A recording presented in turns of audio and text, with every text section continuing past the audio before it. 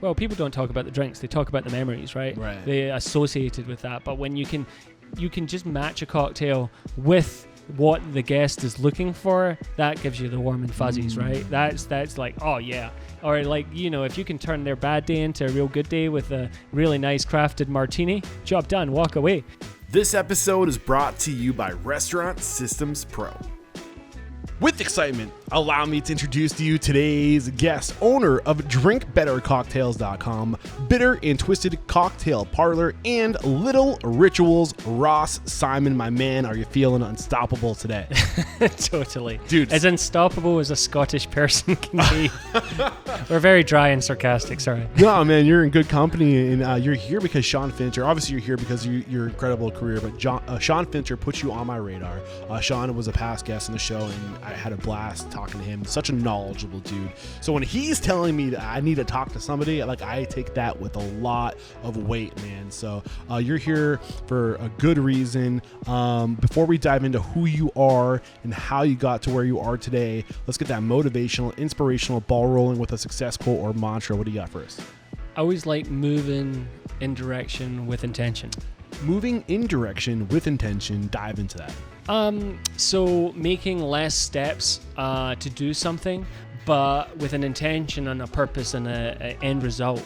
So not cutting corners, but making yourself more efficient and knowing where you're going. What does making less steps in the restaurant industry look like? Or the bar, the hospitality, I should say. You're talking to the bartender in me where that is, okay, something takes 5 steps to make something happen. Let's do it in 2 without cutting corners, but being more efficient at what you're doing. Right. So streamlining process. Exactly. But what about intentionality? So you're talking about behind the bar. What about intentionality with just the way you live? In general? Yeah.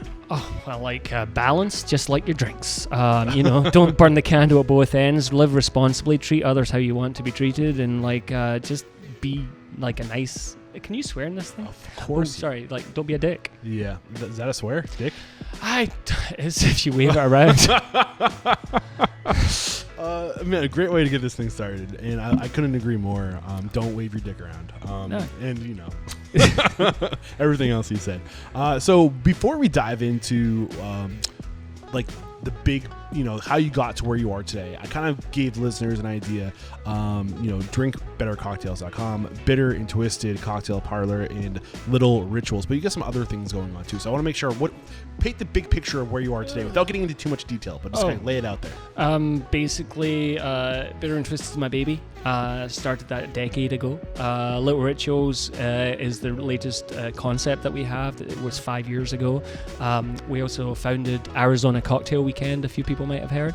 And Drink Better Cocktails is kind of the encompassing umbrella, whether that be a bit of consultancy or other side projects. But then we've got a brand new thing called Stable, which basically we built lemon and lime juice from the ground up. Not just a mixture of acids or making something just as good, but a consistent product that can practically replace lemon and lime juice. Yeah, and I want to pull back all the layers in that. In terms of your consultancy, is there an area that you focus on? Is it a team of people? I'm curious. Like, what is the one thing that you really focus on? It's just I cherry pick. I never kind of expand on if something. I always have to look at my bandwidth. And if I'm able to do it, and if it just pushes my bandwidth too much, I can't do it. So I just have to cherry pick projects. So for instance, I helped with a pool concept called Lilo and Don Woods just up the road, and it was at the time a really cool kind of great little concept to partner up with. It was a concept partnership. So I developed the whole thing from the name to the field to the drinks to the vibe to the training. Yeah, we got to pull back layers on that and how to go forward in a partnership relationship like that. Because I'm a big believer that you can't do it alone. You have to learn how to work with other people and go further together. So I think there could be some great tips on how to do that and how to set that up. Did you mention your live events? Live events?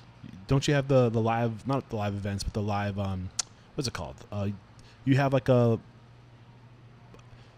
block party or something, a cocktail event? Arizona Cocktail Weekend. Yes, the yeah, cocktail. It's kind of weekend. like a block party. Yeah, I mean, put it in your words. So basically, it's a cocktail event that descends upon downtown Phoenix once a year that we bring bars from all over the world, and we just have a hell of a time. We introduce some educational features to it, as well as like just great tastings, pairings, and our signature things are the last slinger standing.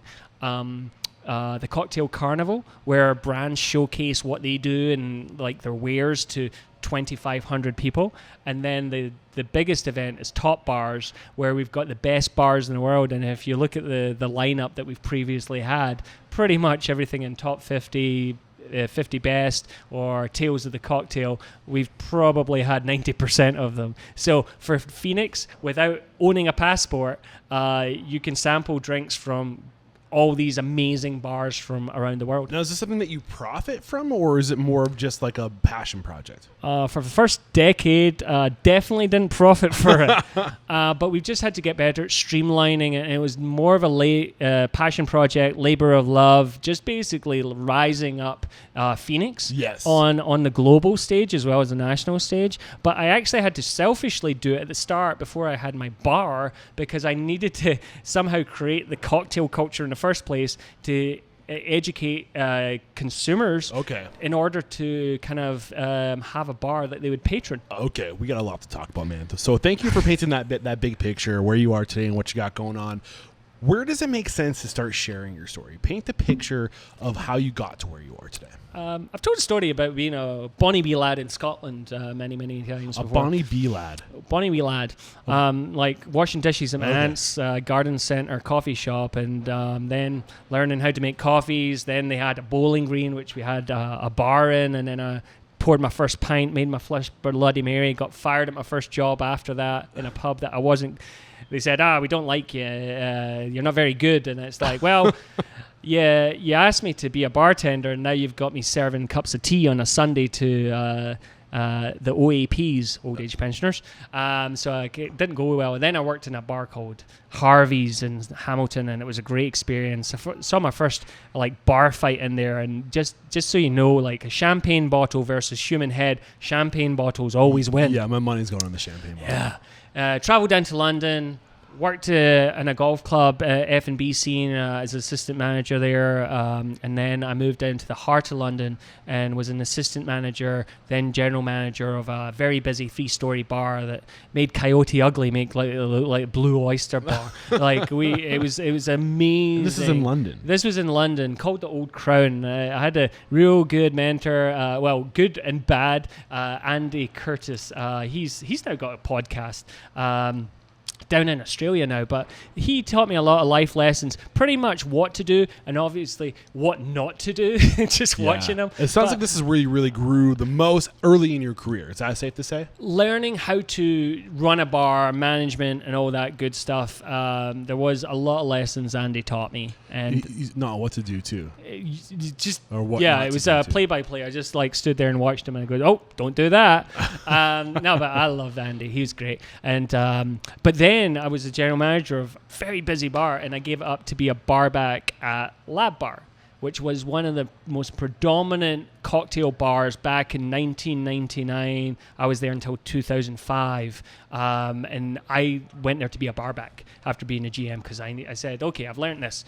I want to learn more about cocktails, and this was the best place. And John Gakuru hired me. I was his first hire there, and I worked with so many amazing people, legend Andreas Masso, Andrea, Gregor de Gunther, Tim Stones, and Ed McAvoy. The list is stupid. It's kind of embarrassing how many people came out of this like tiny little cocktail bar in London.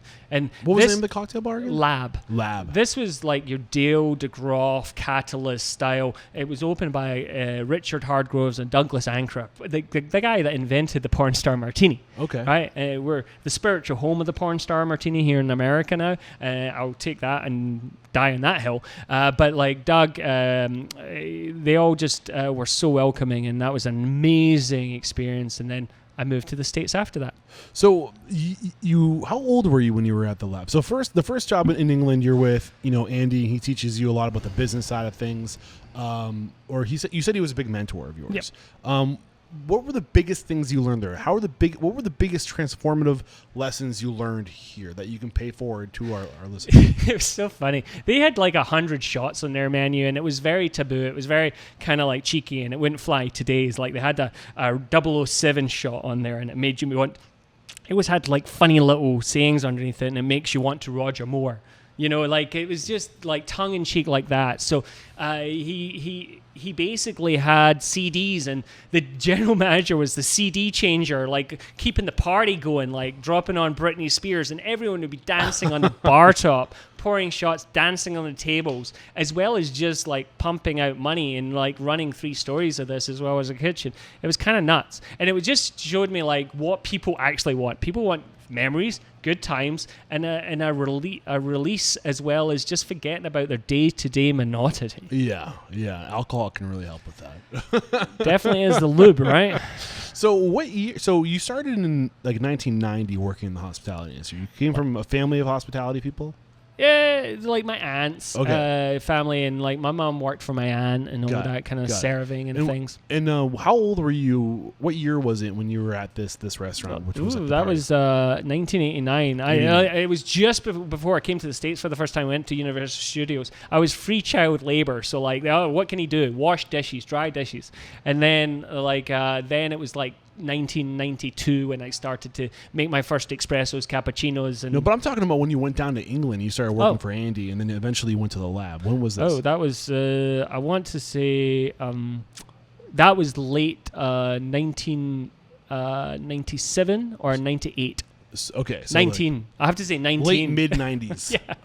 Yeah. So I mean, just reflecting back at this time, how would you say you grew the most as a professional, and who had the biggest influence as you? Lab. In what way?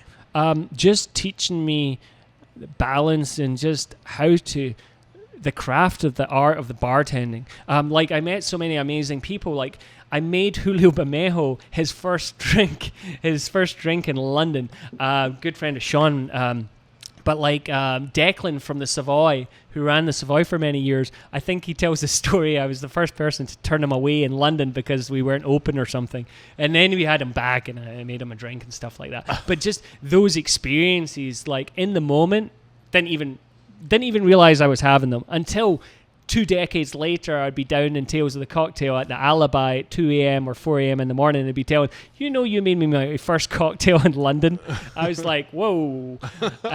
So just those experiences, as well as like just learning from the great bartenders that worked there. Andreas Masso, just seeing him in action and the speed and the flair that he would show into making drinks. I was like, I can still remember sitting down with Andy at another bar before the lab, and it was a dear friend that actually passed away. If it comes back to you, let me know.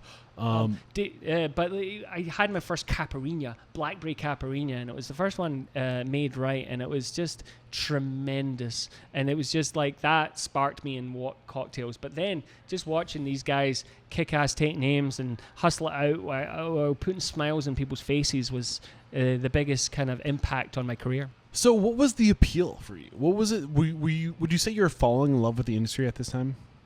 Oh, yeah. What was the love appeal? What was the appeal? Knowing what this industry could be by seeing it, and what could it possibly be? What could it be? What could it be? What I'm asking you, what could it be?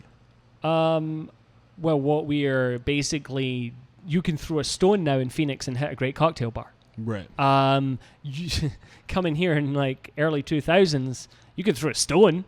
Yeah. And hit a sports bar or somewhere serving beer or like chicken wings or something like that, or a chain restaurant.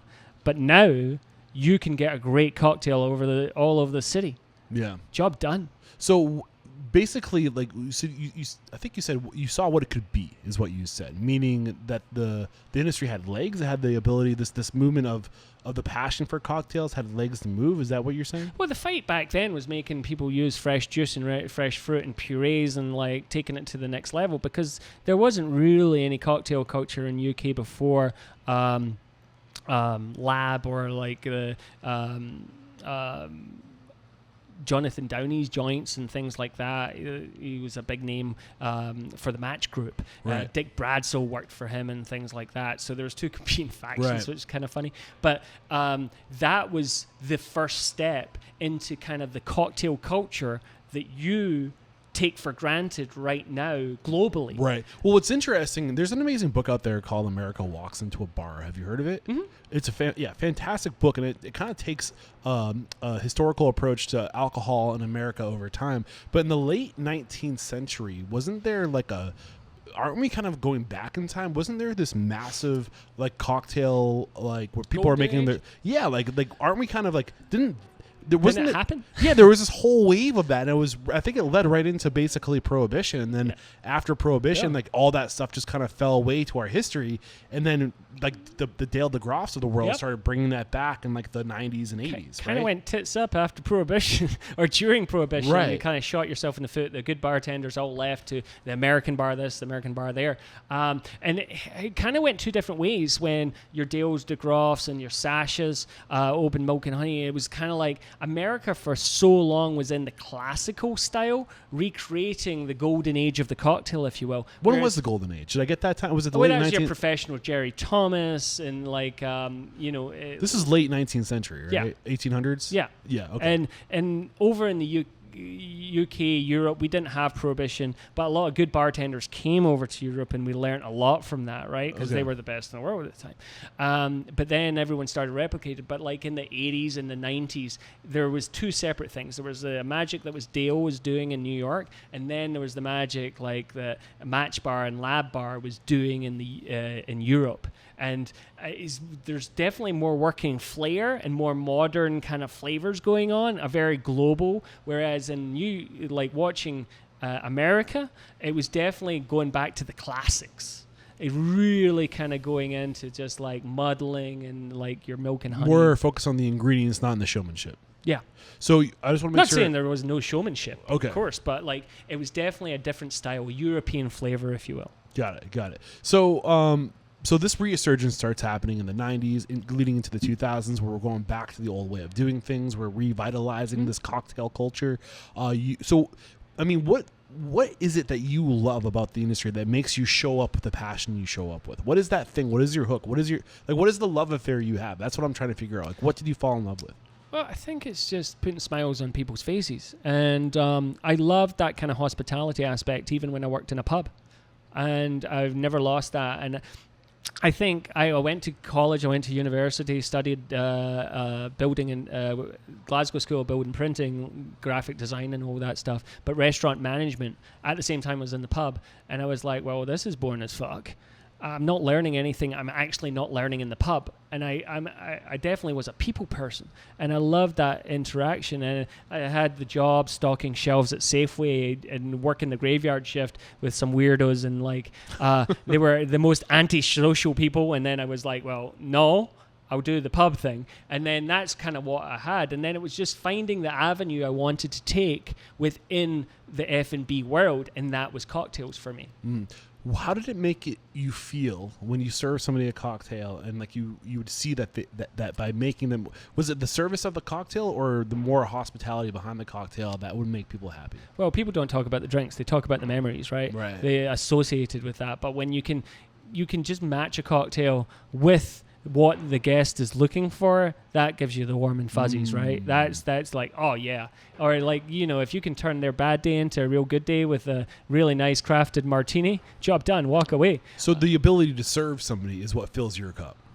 I would say To so. serve their need, I whether do. that be creating an experience or just giving them what they want. I would say back when I was a bartender, 100%. Now ownership is slightly different, and now I just don't have the ability to have any of my business fees fail.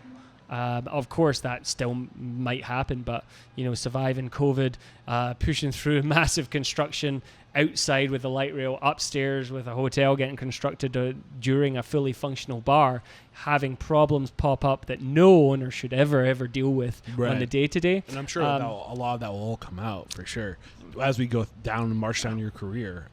So you came to Phoenix when? 2005. 2005. Either the best decision I ever made or the biggest mistake ever. So about 7 years after you're at the lab getting this education, this master's degree in cocktail and that world of mixology, anything happened between that experience and coming to States? No, I actually instead, like, the norm for a European bartender was going from London and going to New York or going to San Francisco or going to a big city.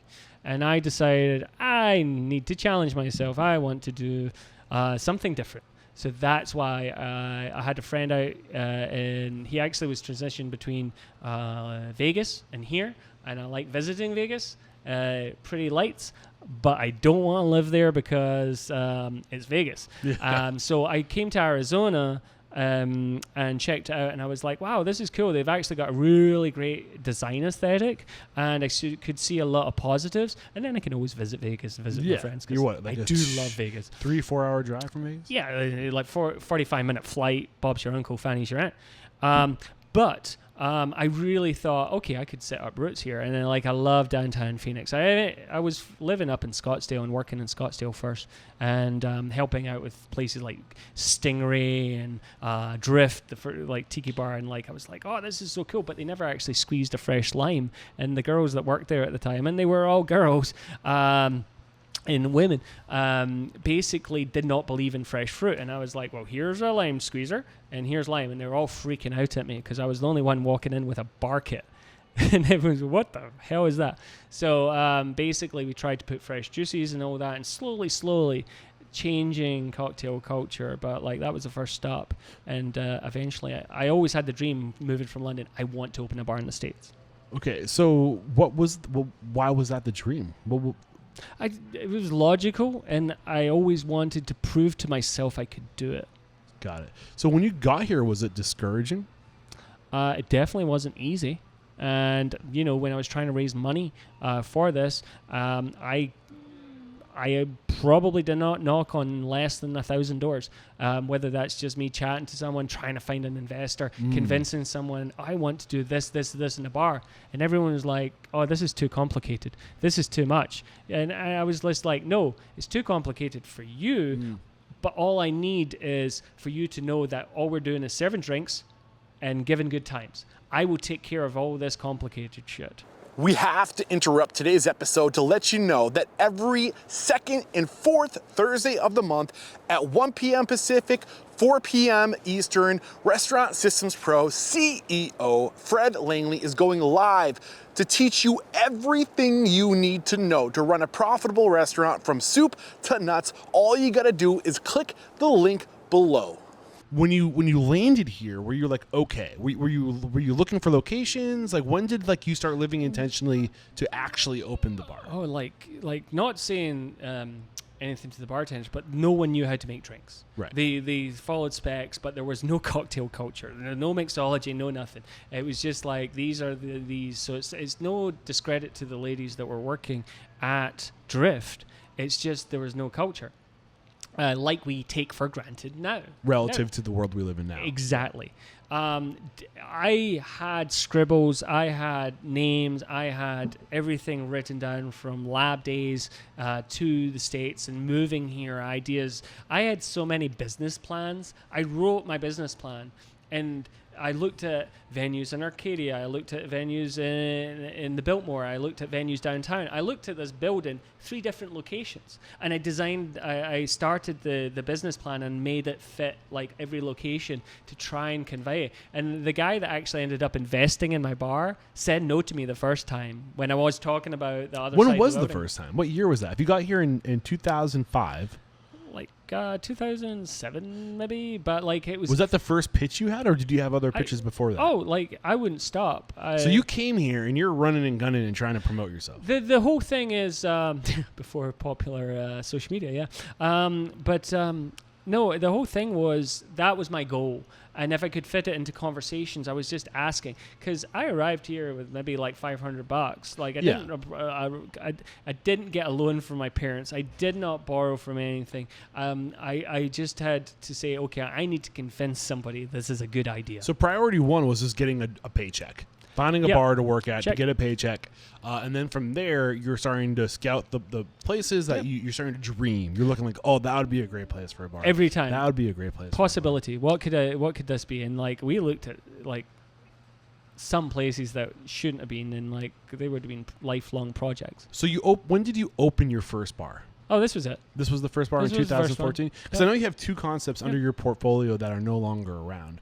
And I was No, curious, they're around. are they around? Yeah, they were, as we said, they were project concept partnerships. Oh, I got you. How did I read that before? Arizona Cocktail Weekend. So Don Woods and Past Lilo. projects. So I saw past projects and assumed it was like past. Nah. Like these Okay. are things that I did that are in the that are dust in the wind. Yeah, there's those belong to someone else, but it was a concept partnership where it's kind of a more integrated effort than consultancy. Okay. I just don't want to put my name to something, get a paycheck, and walk away. I want to kind of manage it for a while and kind of guide it for a while because your name's attached to that. Right. And I'm just very fussy and very picky in the projects that I work on. Right. So basically 9 years from when you come to the States to when you open your first bar is the time that elapsed. I wanted my own bar before I was 30, but I was actually very appreciative of it not happening as fast as I wanted, because I did get to work in a lot of bars, make some connections, but then I worked for Sagatiba, which is a cachaça brand, which was amazing, as a supplier. Then I worked for Pernod Ricard through Southern Wine and Spirits as a distributor,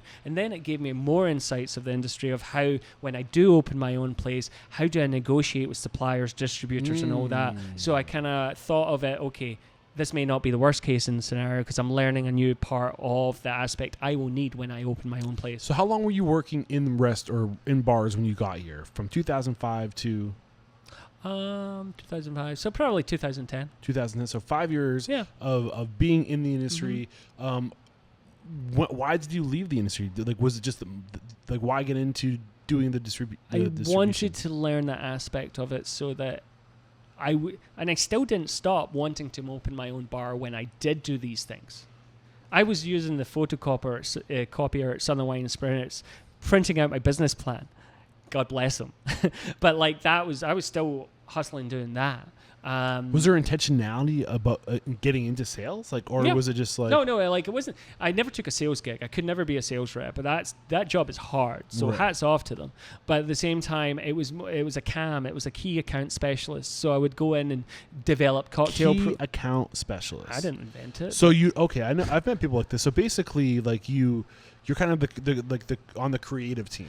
Creative, kind of going in, developing relationships. I was just crafting the job to what I wanted. My boss wanted to fire me so many times. He's like, well, you kind of have a good expense account. What you doing? I was like, developing relationships. And then when I go and ask for a favor, they're going to say yes. So going in and then like developing their cocktail programs, having them down at the bar down at Southern Wine and Spirits, and then, or Glacier now, and showing their teams how to make drinks. There's so many bars that I did that with around town that are like still come up to me and goes, oh man, I remember the time that you were down there and you were showing us how to make drinks for the first time. It's kind of cool, like how many people you've touched. And the greatest thing I actually had a chance was when I was working under the portfolio of Pernod Ricard was getting people signed up for Bar Smarts around the state. Bar Smarts it's a one-stop shop. All my team goes through it. What is that? It's a foundation of knowledge about what liquor is. It was originally bar, right? Dale DeGroff helped work on that with Pernod Ricard and a whole host of legends in the New York bar community and all around America. And it's basically a fundamental educational thing for the liquor industry and cocktail. So it would teach people how to make cocktails, the how behind the why, and it would also teach them how spirits are made. And it's just great fundamental knowledge that any server and any bartender or barback should know if they're working in this industry. So I got to sign up so many people for those classes, and then they done an in-person one here in Phoenix, and super cool. So from like 2010 to 2014, when did you pull out of doing that job of the going around and helping these bar programs develop the programs? It was a January. It was I won an incentive trip for Champions Weekend or something with Pernod Ricard and Absolute, and on that I got my business partner who said yes to me, the financier. and everything was rolling. How'd you find this partner? Knocking on frickin' doors. Just like literally knocking on doors? Well, he was the landlord here, and he goes, I have no interest in being an operator. And then eventually, many years later, a designer friend who helped me design like the concepts and business plans and stuff, hey, you should take this meeting. And I sat down, and Rajan was there, and something had changed, and he wanted to activate this space because he owned the building. And he put me in a room with some people, and I said they wanted to do this, that, and multi-story this, and I was like, that's gonna fail. Like a dance floor where there was no floor, and like I just said that is a complete waste of money, and I don't want to do that. And why did you think it was? Do you stand by that? Yeah. I slide him in a business plan. I goes, this is what I want to do, and he goes, this is the same business plan you showed me many years ago. Well, you're consistent. Let's do it. Yeah. And because I also knew the other people in the room, and like they were nice and stuff, but too many chiefs with ideas and stuff like that, and we didn't need that. We just wanted like I selfishly wanted my vision of Bitter and Twisted, and I also knew this other guy in the room would have probably stuck all the money up his nose. And I can't have business partners like that. Yeah. I don't want business, and like you might, best bit of advice, say yes to the right investor, not the first investor. Why is that? Because I don't want any investor that is a vanity project for them, that they are going to abuse the business. Give me an example of what the right investor looks and feels like. The right investor does not sit at your bar and get drunk and get high on your own supply. A right investor respects the business first, and then doesn't treats it as such. What does respecting the business look like? Basically what I said, like not before, abusing it, not abusing your staff, not using it as a pickup joint, not just like fucking drinking all your profits away, running it as a business. Respecting the vision is also what I'm hearing, like where he had, like you shared your vision, and he said, let's do it. Like was he? He's never questioned a thing I've done. He's never came in here and said we should. He did fight me a little bit when I said I don't want to do any TVs, and I wasn't inventing a speakeasy. I just wanted a bar, a proper bar, cocktail bar focused, of course. But like he goes, do you think we should have no TVs? And I was like, no, I want someone to interact with each other. I want people to have a conversation with one another, not like just be staring at repeats of ESPN. And that was very important for me. And he goes, okay, that makes sense. How do you feel when people show up and just stare at their phones the entire time? Cool. As long as they got a drink in their hand. You know, like it's kind of like, oh, what happens if someone doesn't get a handcrafted cocktail? I don't care. I'll get them the best Jack and Coke that they've had. You know, it's not about your ego and your drinks. It's about giving people what they want. Yeah, like if someone, it's now passé, but I was saying this like decades ago. Someone wants a Cosmopolitan, make them a Cosmopolitan, make them best goddamn Cosmopolitan they've had. Should I order a Cosmopolitan after this?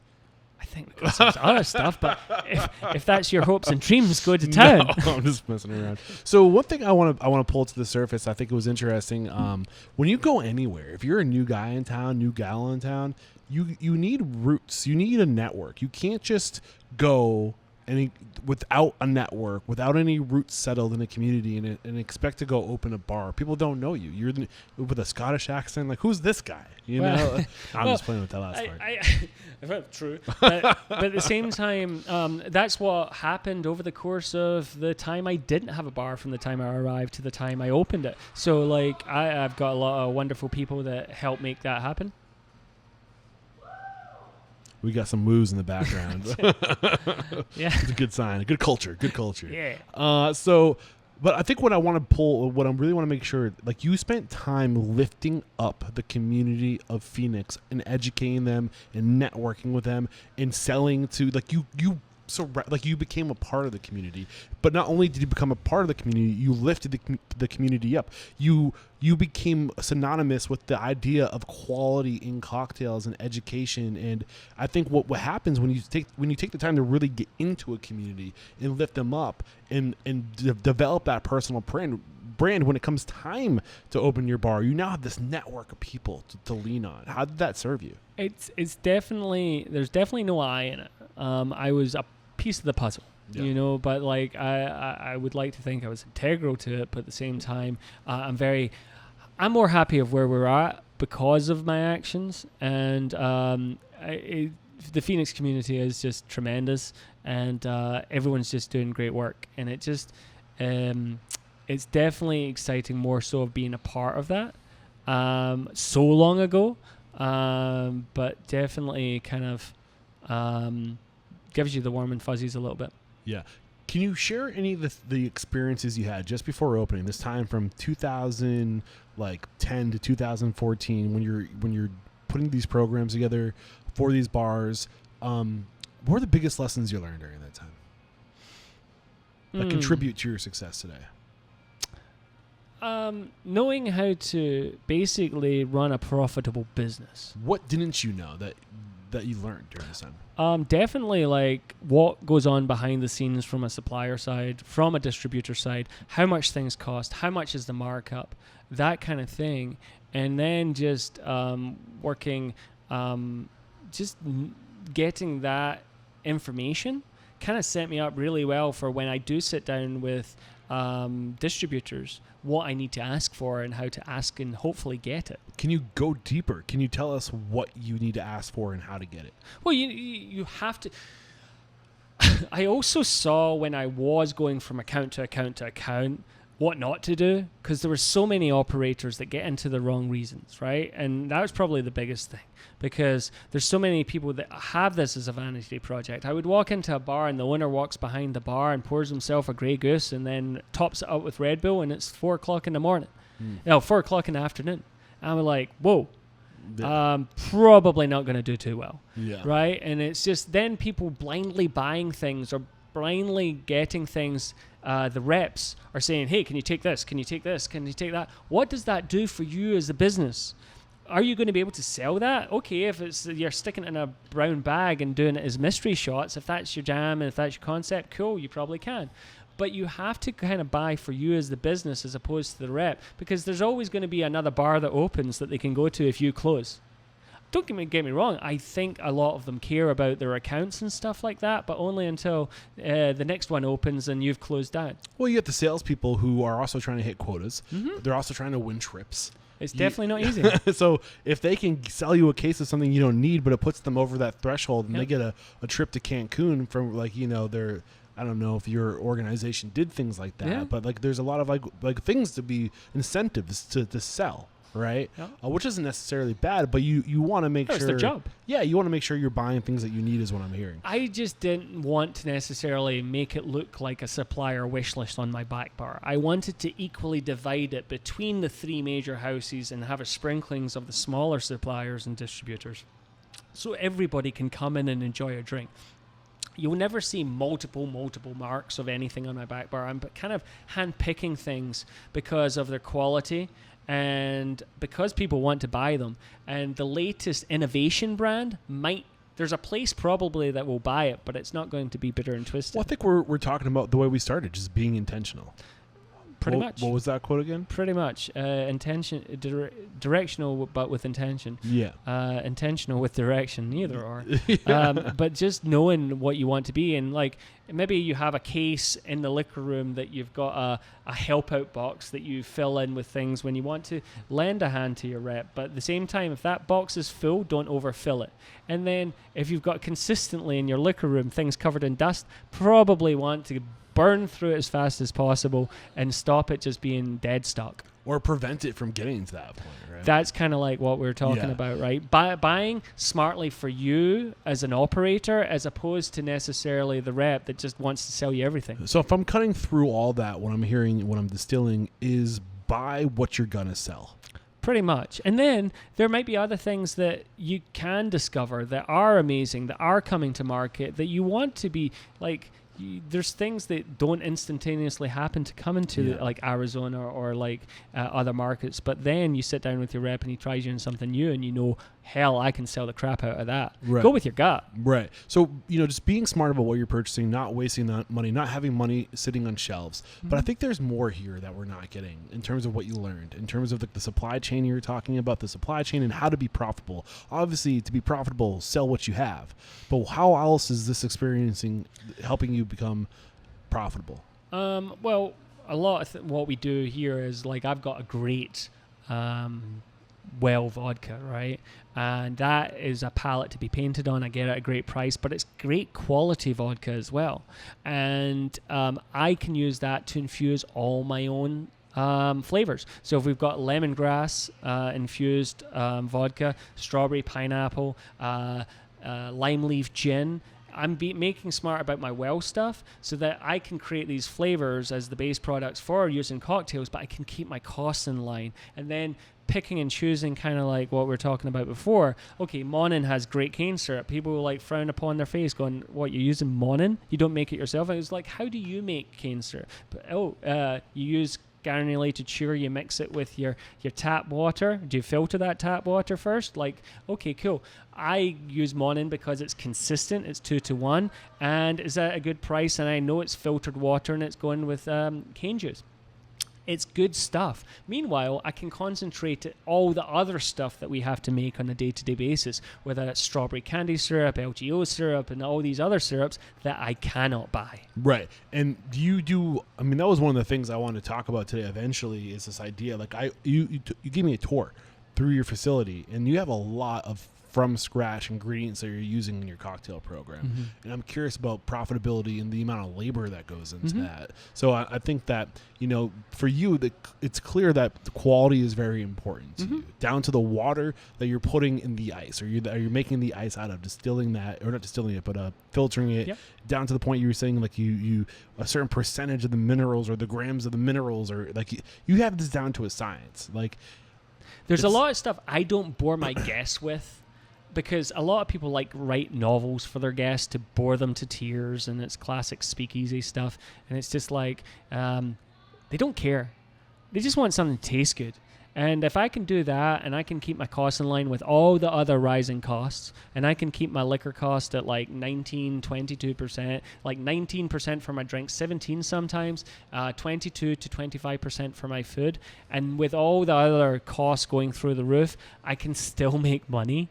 That's the art, right? And as long as I can put smiles on people's faces, from my team to the guests walking in, that's the main thing. Yeah. Now, are we using high-end products on everything, like the top tier? No, that's silly. And I don't want to be charging $25 a cocktail.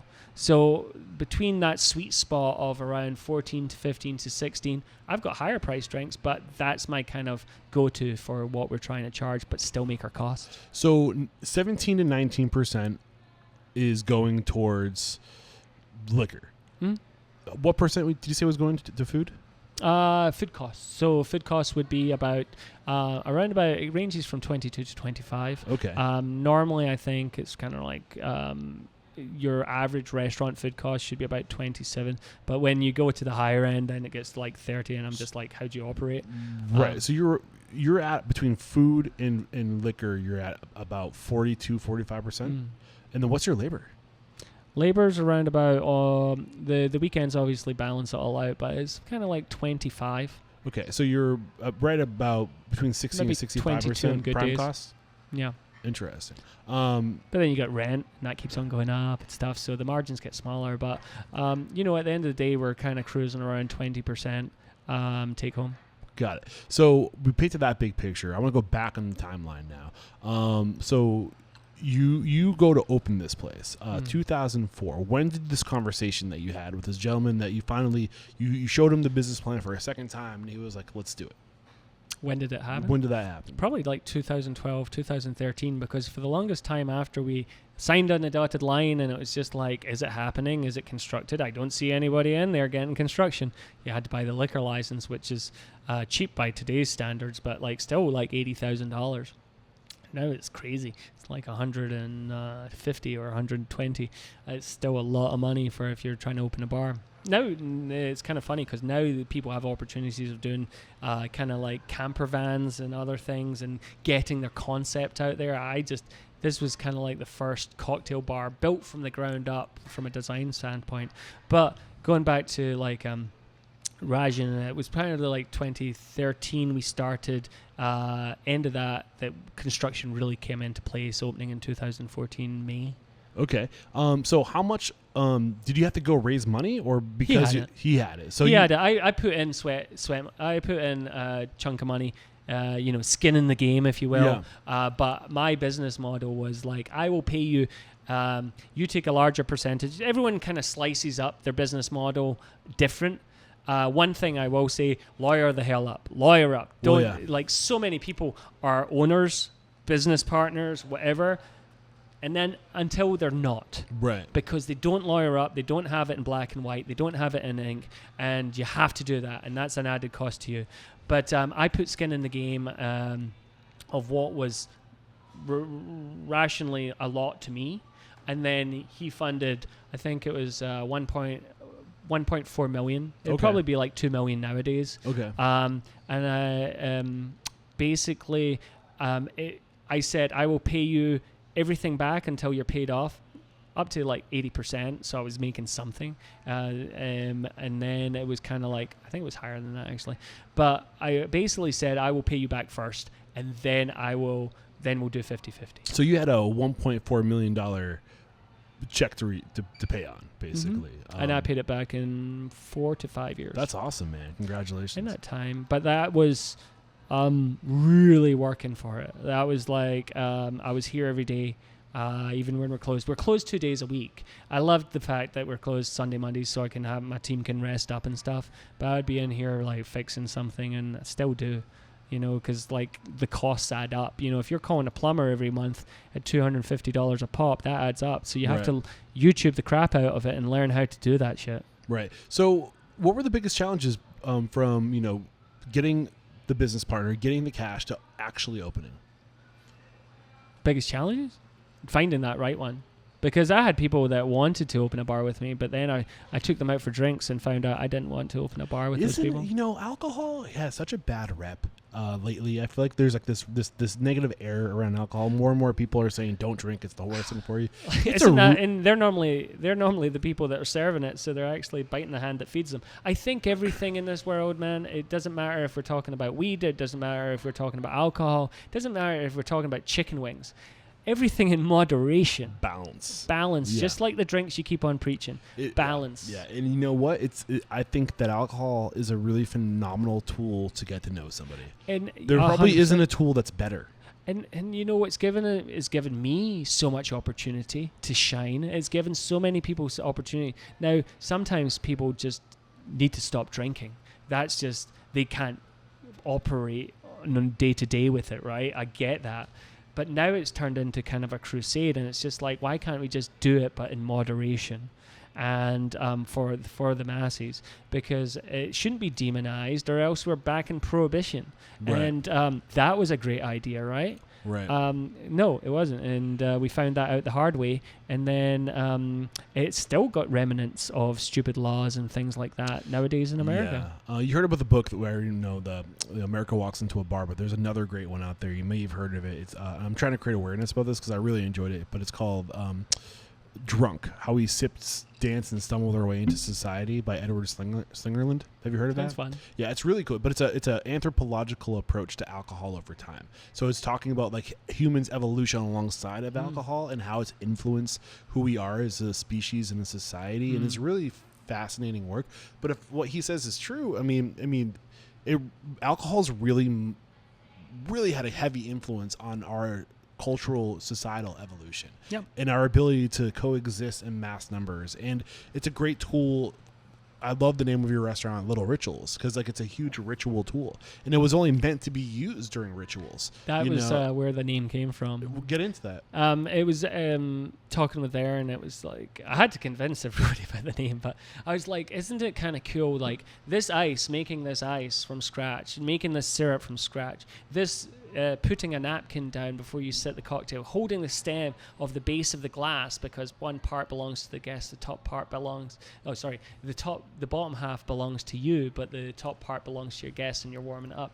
Those are all little rituals. Yeah. All the classic cocktails of Beyond and stuff like that. That was a ritual that someone created. So in homage to that, that's where the name of the bar came from, Little Rituals. Yeah, because it's a combination of little rituals that make it today. Yeah, I mean it has huge cultural implications, and I think beyond that, it helps people get to know each other. And the point I'm trying to make is that really, if you want to get to know somebody, get a couple drinks into their system, Funny and the true version is going to come out. Funny story. It was kind of like, and all the good sales reps or like brand ambassadors, their bosses, would always take the new hires out for a good old-fashioned piss-up and just push the limits to see how they interact with other people. How they interact. Do they still tip? Do they still have a great relationship with this person serving them?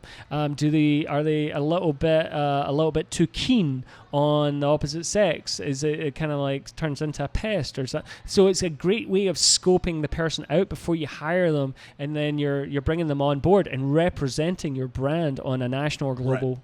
Especially if that person's working around alcohol every day. And not to say that you want to encourage them to work on the job, but it could happen, and you want to see how they're going to, if it does happen, how are they going to handle themselves? Yeah, are they a hot mess express, or are they fucking keeping their composure representing your brand? You definitely want to find out. Are you going to some type of industry event where there's going to be alcohol involved? Like, you got to know how they handle themselves. And same with bartenders, because you may go to an industry party. You may go to an event and get thrown a tasting or something. They're representing you. They're representing you, but they're also being interviewed. You're also, like, someone walked up to me once and goes, "Why have you never offered me a job? And I've applied so many times." And I was like, "I've actually interviewed you so many times. But I never said it was at every event, like you're in the corner fucking making a fool of yourself because you couldn't handle your alcohol." It was... you're always on stage. You are always on stage, and it's like, yeah, you did interview many times with me, but I just decided to go. You just didn't know it was happening. Yeah. Right. So I kind of lost track of where we were in the conversation. Opening 2013, finally started construction. Right. One thing I want to bring back to that book is Drunk, that I think is really important to consider in terms of our relationship with alcohol. We live in a time right now that alcohol is more abundant and more strong than ever before. So I don't think that our relationship with alcohol was ever meant to be as we know it today, because like you can literally, most people can drive a mile from their home and get enough alcohol to kill an elephant. Yeah. And never before in human history has that been an option. So I think that because there's such abundance of alcohol and it's so strong, that I think our ability to supply alcohol evolved faster than our ability to manage it. The same thing could be said about cannabis, it's definitely something like, I think the stuff nowadays that you can buy at the store is like 10, 20 times more powerful than you could ever dream 24, about. 24, 26, 30% THC. Right? Not that I would know. No. But I definitely think there's definitely a pushback of alcohol, but I've always had this thing of drinking better. No. Right? Drink less, drink smarter, drink better. Yeah. Like have one or two cocktails instead of 6. And kind of I've always kind of preached that, and hopefully it sinks in, but like it's just in today's society it means it more than ever because less people are drinking, there's more non-alcoholic options, more people are on like legal drugs like cannabis and other stuff. So I think it's a way to stand out as well, is to care about your craft, care about your team, and hopefully you're giving the best product out there. Yeah. Cool. Thank you for unpackaging that with me. That was fun. But back to your story. It's fun to get into these little rabbit holes after. I digress. Yeah. We have to interrupt today's episode to let you know that every second and fourth Thursday of the month at 1 p.m. Pacific, 4 p.m. Eastern, Restaurant Systems Pro CEO Fred Langley is going live to teach you everything you need to know to run a profitable restaurant from soup to nuts. All you got to do is click the link below. So 2003, 2014, you're open. Mm-hmm. What I'd like to focus on is the challenges, challenging tipping points. Where are you today, and like how you got here? Challenges. Well, we had a lot of them. I think one was when we first opened, and I got completely sunk by a couple of news articles saying Bitter and Twisted fails to impress, and like it was kind of like no one had ever seen anything what we're trying to do. What do you mean I have to wait to be seated? Where we're a seated bar, we have X amount of seats, and you don't stand elbow to elbow. No one has to step on anyone's toes. Touch wood, we've never had a fight in our bar because no one's had to defend anyone's honor. Right. And it's just kind of like, it's different. And like, we didn't want to be a prohibition speakeasy, these are the rules. But I just wanted to have common sense stuff so people could actually be adults and enjoy themselves in the environment. So we got major pushback on that when we first opened. And it's kind of been a hearts and minds thing. And now it's just kind of common practice at every cocktail bar. You know, there's some, like, you cram them in and you bust them out. That's great. But there are a lot where it's like, this is your seat. Enjoy it with your friends. Yeah. These are your drinks, and I won't allow anyone in that has intoxicated. It's not legal for the start point, but I want people to come in for a good time, not necessarily a long time. If you're out for a good night and then you're looking for a good time, we got you. You come up a little bit sloppy, or you're starting to insult our security. Probably not the best move. So like we've always had that fight on and stuff like that. How'd you overcome that? That challenge of sticking to your guns and maintaining that standard. It's sticking to your guns and maintaining it. That's the answer, because it's never gone away. And some people get it, and I would say more people get it now of what we are and what we've done, because there's more places like it. But when it was kind of shocking when we first did it, and then people started warming up, and we used to win like best of Phoenix and all that good stuff. How long did it take you to get that acknowledgement? I think about a year. People okay, that's pretty good actually. But coming around, because the groundwork was done, because we had been doing cocktail week for a while and all that good stuff, and then USBG and more bars were getting serious about it. So you started cocktail week before you started your first restaurant? Oh, I had to, because you had to build that foundation of guests that wanted, I get this, I know what doing. So like we'd fly people out, do educational seminars and stuff, and this was, I think we started it like 13, 14 years ago. Were you still with Glacier, Southern?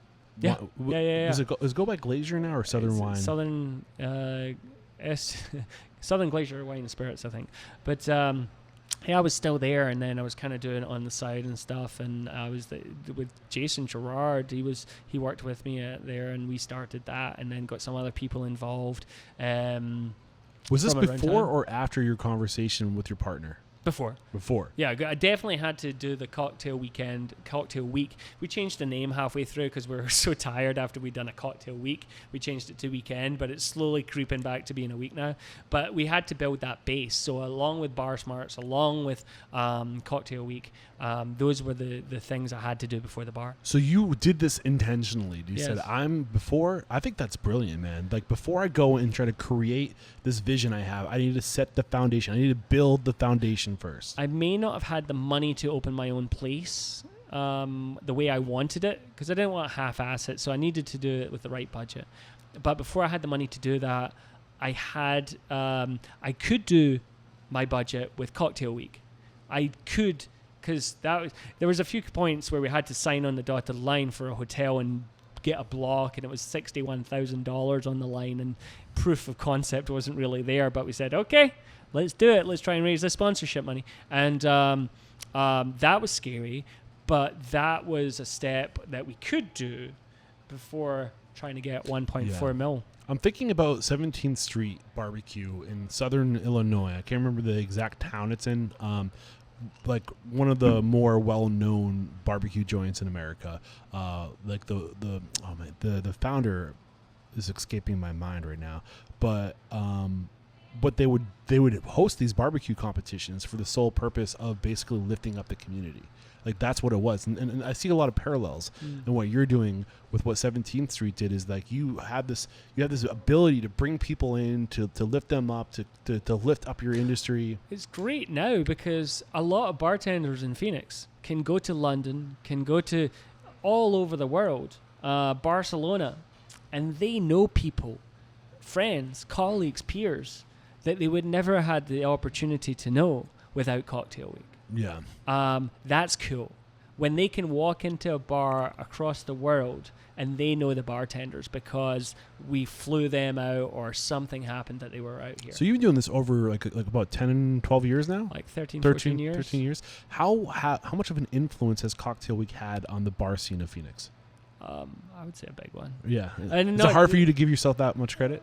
No, it was just like Century Grand just up the road. They got best cocktail bar in America. I got Matt Snap on the show. Oh, good. Yeah, and holy cow, that place, you thought theme restaurants were dead. Go into that place. Bring it back. Yeah, go back into that, where they have you feel like you're in the belly of a ship, and they have music playing, and it's almost like a Undertow is probably my favorite out of the three. I do like the tiki bars. Yeah. And they got a good team over there, but they invited me back. I should go back. I don't know if you're around. If you want to go with me, I'd love to go with you while we're in town. But I'm sure you're busy doing stuff. But not enough time in the day. But yeah, that's one thing is there's so many new cocktail bars. There's so many new restaurants. 50 this month. Yeah. I used to go to every new bar opening up because they were actually spaced. Now it's it's crazy. It's a thing where there's so much saturation. Yeah. I did see a pattern in my, 1,090 interviews as of this episode where if you go to the New York cities, if you go to these these centers of culture, these centers of food and spirits, and then a New York or a Los Angeles or a Miami or a London, and then you take that standard, that level of operation, and you bring it to a market like Phoenix in 2014, it's much easier to become number one than it is to go to a New York City and become number one. Was that part of your strategy? That'd be a very good strategy if that was my strategy, wouldn't it? Yeah, but I mean, it's easier to stand out if you're. Yeah. I wanted to be, big fish, small pond. Yeah. Right. I saw potential in the market, and as I said, everyone goes to New York, everyone goes to San Francisco at the time. They still do, but I really wanted to kind of just take a risk, branch out, do something different in a market that was ready for it but might not have actually came to it yet. Yeah. So from 2014 to 2019 is when you opened your second bar, correct? Correct. Yeah, Little Rich was 5 years old, so yeah. How did you evolve the most during this 5 year period of time? How did I evolve the most? I think it was just seeing what, because Bitter's changed a lot since day one, and the scene has changed a lot since day one. So it's not necessarily following trends. We've always kind of pushed ourselves as setting them. There's so many, you look at our bathtub shareable cocktail, that's everywhere now. You look at a lot of things we done years ago, they're now a lot of places. So it's definitely just been pushing the boundaries and not getting stagnant, not getting stale, and just always constantly evolving, whether that means the drinks or our training or our company structure or the business model. And that goes for basically Bitter and Twisted and Little Rituals. We're always evolving. What were the biggest or the most challenging evolutions for you? COVID. Well, then all the construction that's happening down here, because not only are you just trying to survive and do your job and run a bar and keep your team happy and all that good stuff, you're getting stuff like, oh, you have no sidewalk today. Oh, you don't have an entry today. Oh my God, your patio is covered in 1 inch of crap because of the dust. And then you walk into your bar one day and it's completely turned into a water park because the hotel getting constructed above you is got a leak. And it's went through 14 floors before it hits you. So trying to stop that puppy's a bit tricky. But I got good at it because it happened a few times, and we could open the same day after it. But I would never ask anyone to go through it. Yeah. So are you considered a hotel bar? No, because we're not in a hotel. Little Rituals is considered a hotel. I know bar. one of your bars was associated with Little a hotel. Rituals. Okay. So cool. that's in the Marriott. That's in we're in the building a hotel is, but there actually is no door into us. Plus, that's a separate business entity. In terms of fiscal responsibility, turning a profit, running a tighter ship, what were your points of evolution? Realizing if I was doing something wrong, listening to my team and evolving from it, and also just learning from my friends and listening to podcasts and reading books and not getting stuck in my ways if I was doing something as if it was gospel. Give me an example of a time where you had to go to your team and ask for perspective or help. I do that all the time. I always have an open door as far as my team, but that could be a process of training. That could be a process of making a syrup or making an ingredient. My biggest thing with that is just as long as it doesn't cut a corner or you're just taking a shortcut that compromises the quality of product. Now, if you're doing it and it's taken back to the thing of taking less steps, but you're not being detrimental to the product itself, I'll change. Yeah. You know what I mean? I'm not. I'll put my ego to the side. I don't know everything. I know a lot. A little bit, a lot, right? But at the same time, do I know everything? No, but that's where you can really learn from your team, and if they bring ideas to the table, that's just not making it a quick fix. Yeah, I like to use the analogy of a battery, potential energy, potential creative energy, not just a creation of what's going on the menu, but creation of how do we do this better, more efficiently, more impactfully. And when you tap into every mind, that's a bigger battery, a bigger like potential energy of creativity. And why would you rob yourself of that? They're here. Yeah. You're paying them. Yeah. Tap into that power. It's like what gets in the way of that? Is it ego? I need to be the boss, my way or the highway? I think so, yeah. And for a lot of people, and don't get me wrong, you still have to have your vision. And we always keep the integrity of what we set out to do. But to say that it can't evolve, that's kind of setting yourself up for failure. Yeah. And especially with what we're going through as an industry right now with all the rising costs, whether that means labor, whether that means your food cost or your liquors, like jumping up $20, $30 percentages, and being able to shift and change recipes where need be, kiss something on the menu goodbye if it don't get attached to it. And making the right business decisions. Yeah. When did you start to lean more on your team and open yourself up to that energy? When did that happen for you? That's definitely something you kind of have to drive the ship first, and then as your team matures and as gets better at their jobs, then you kind of shed the responsibility. You're learning them to ride a bike, right? Yeah. And you have to have the trainer wheels. I'll never let anyone fail. I'll never let you fail, but I will keep one eye on until I don't have to. And that's the biggest thing. I will never let the businesses fail. I will step in where necessary. We had a bit of a conundrum, like our Sippin' Santa, busiest time of the year, come December, and my kitchen staff, one of my lead guys leaves like that, and then everyone else gets COVID. And this was last year, and I was like, all right, let's give me a menu. I take a Sharpie. Not doing that. I don't care if I'm just selling meat and cheese boards and two other things. I interviewed a guy and I goes, look, full transparency, my entire team has got COVID. It's you and me. Please understand this clown show is not how it normally goes. But he rolled up his sleeves, jumped on the line with me, and it was him and me on the kitchen line. Wow. And I can cook. I love to cook. But I've never done it on a kitchen line. Right. But as an owner, I will never let it fail. We will have food. Yeah. Yeah. So 2019, just before the pandemic, you opened your second concept, Little Rituals. Mm-hmm. When did you know you were ready for a second concept, or how did this opportunity even come to you? It just felt right, and the situation, the stars align. I'm just not opening concepts for the sake of opening concepts. So many people are chasing like opening a chain and stuff like that, retirement, selling it and stuff. I just need to have it right time, right feel, and it just make financial sense. I'll never overpay for rent, or never kind of. The deal has to be there. It has to be right. Can you get into the details of how helping us understand what a good financial deal looks like?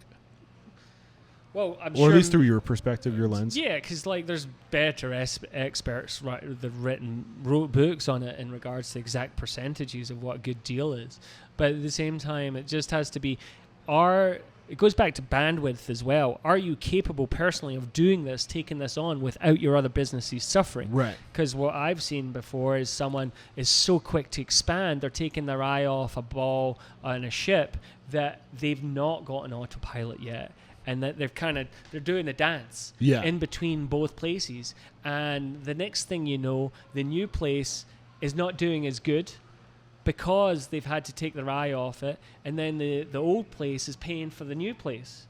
All the profits are going away. So when once your first business is up and running and making a profit and running like clockwork, but at the same time it just feels right that you can open your next place and you're not taking the money from Peter to pay Paul. Right. And from it, another thing is like Little Rituals is so close to Bitter and Twisted. We had to come up with a different concept, but with the same kind of How close is it? ethos.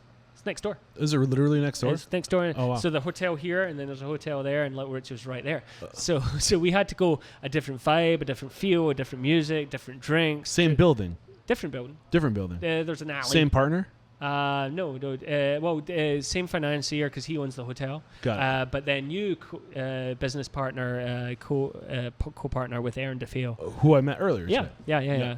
And how did you meet Aaron? When was he on your radar? Tucson, Arizona. Nice. Yeah, he was the best guy in the entire state with the best palate that didn't own his own bar. And he was working down at Casino Arizona. I know him a couple years longer than that, and he helped out with Cocktail Week and things like that. And I was very lucky to have him as my business partner in that regard because he's just so good with that. I've got different skills, whereas Aaron's just like every cocktail competition you'd enter, I was like, who made this drink, Aaron? And it's like, yeah. And it's like, yeah, he's got great skill set. So how do you guys complement each other? What are the skill sets? I mean, in terms of the drinks is he more of like the flavor profile type? Like, what do you mean by that? He's just got a great repertoire of knowledge on probably all the spirits and liqueurs. And what things about like you? that. I've got it, but then I'm just more attention to detail. Okay. Like, he likes to say it like, he likes creating the drinks next door, and then I'll come in and sprinkle a little bit of magic on it, whether that be the garnish or a finishing element or something like that to complete it to make that drink 100%. Back to the idea of opening yourself up to your team and just like saying, here's my drink. Mm-hmm. What do you see that I'm not seeing? Like our combined experience together we can go further. And that's something that I wish a lot more newer bartenders would. They need to be able to take constructive criticism. Gordon Ramsay said it, take it professionally and not personally. Yeah. And it's just like, okay, I made this drink, it's good to go, put it on the menu. Nope. I'll decide if it goes on the menu or not, but like, is this drink complete? Has this got multi-layers and flavor, texture, and does it look the part? Everyone knows now you're tasting it when you're looking at it before you sip it, right? So it's kind of like, what's the garnish? Is that garnish connected with the drink? You're not going to put a basic. You're not going to put a lemon if it's got lime juice in it. Right. So you can take that to the next level of molecular gastronomy and stuff like that to your garnishes, whether that be caviar or something like that. Right. But it's those finishing touches. Got it. So in terms of partnerships with Bitter and Twisted, it's you and was it Paul? Am I allowed to say his name? Is he silent? No, it's myself and Rajan. Okay, and Rajan. then Bob Tam, who was the starting kitchen partner, chef. He's sadly a little bit old these days, so he's kind of taking a bit more of a back seat. But myself and Rajan are the primary partners of Bitter and Twisted. Okay. And Rajan and then Aaron are my business partners in Little Rituals. And when you guys went to go open the business next door with Little Rituals, was it your own money going into that, the two of you? Well, I kind of proved my thing. At the end of the day, here's a good thing. A lot of people can have money, right? But not a lot of people can have a great idea and be able to implement it. So that's worth $1 million. What's the challenge, or what's the secret to being able to implement that idea? Well, that's down to everybody's unique.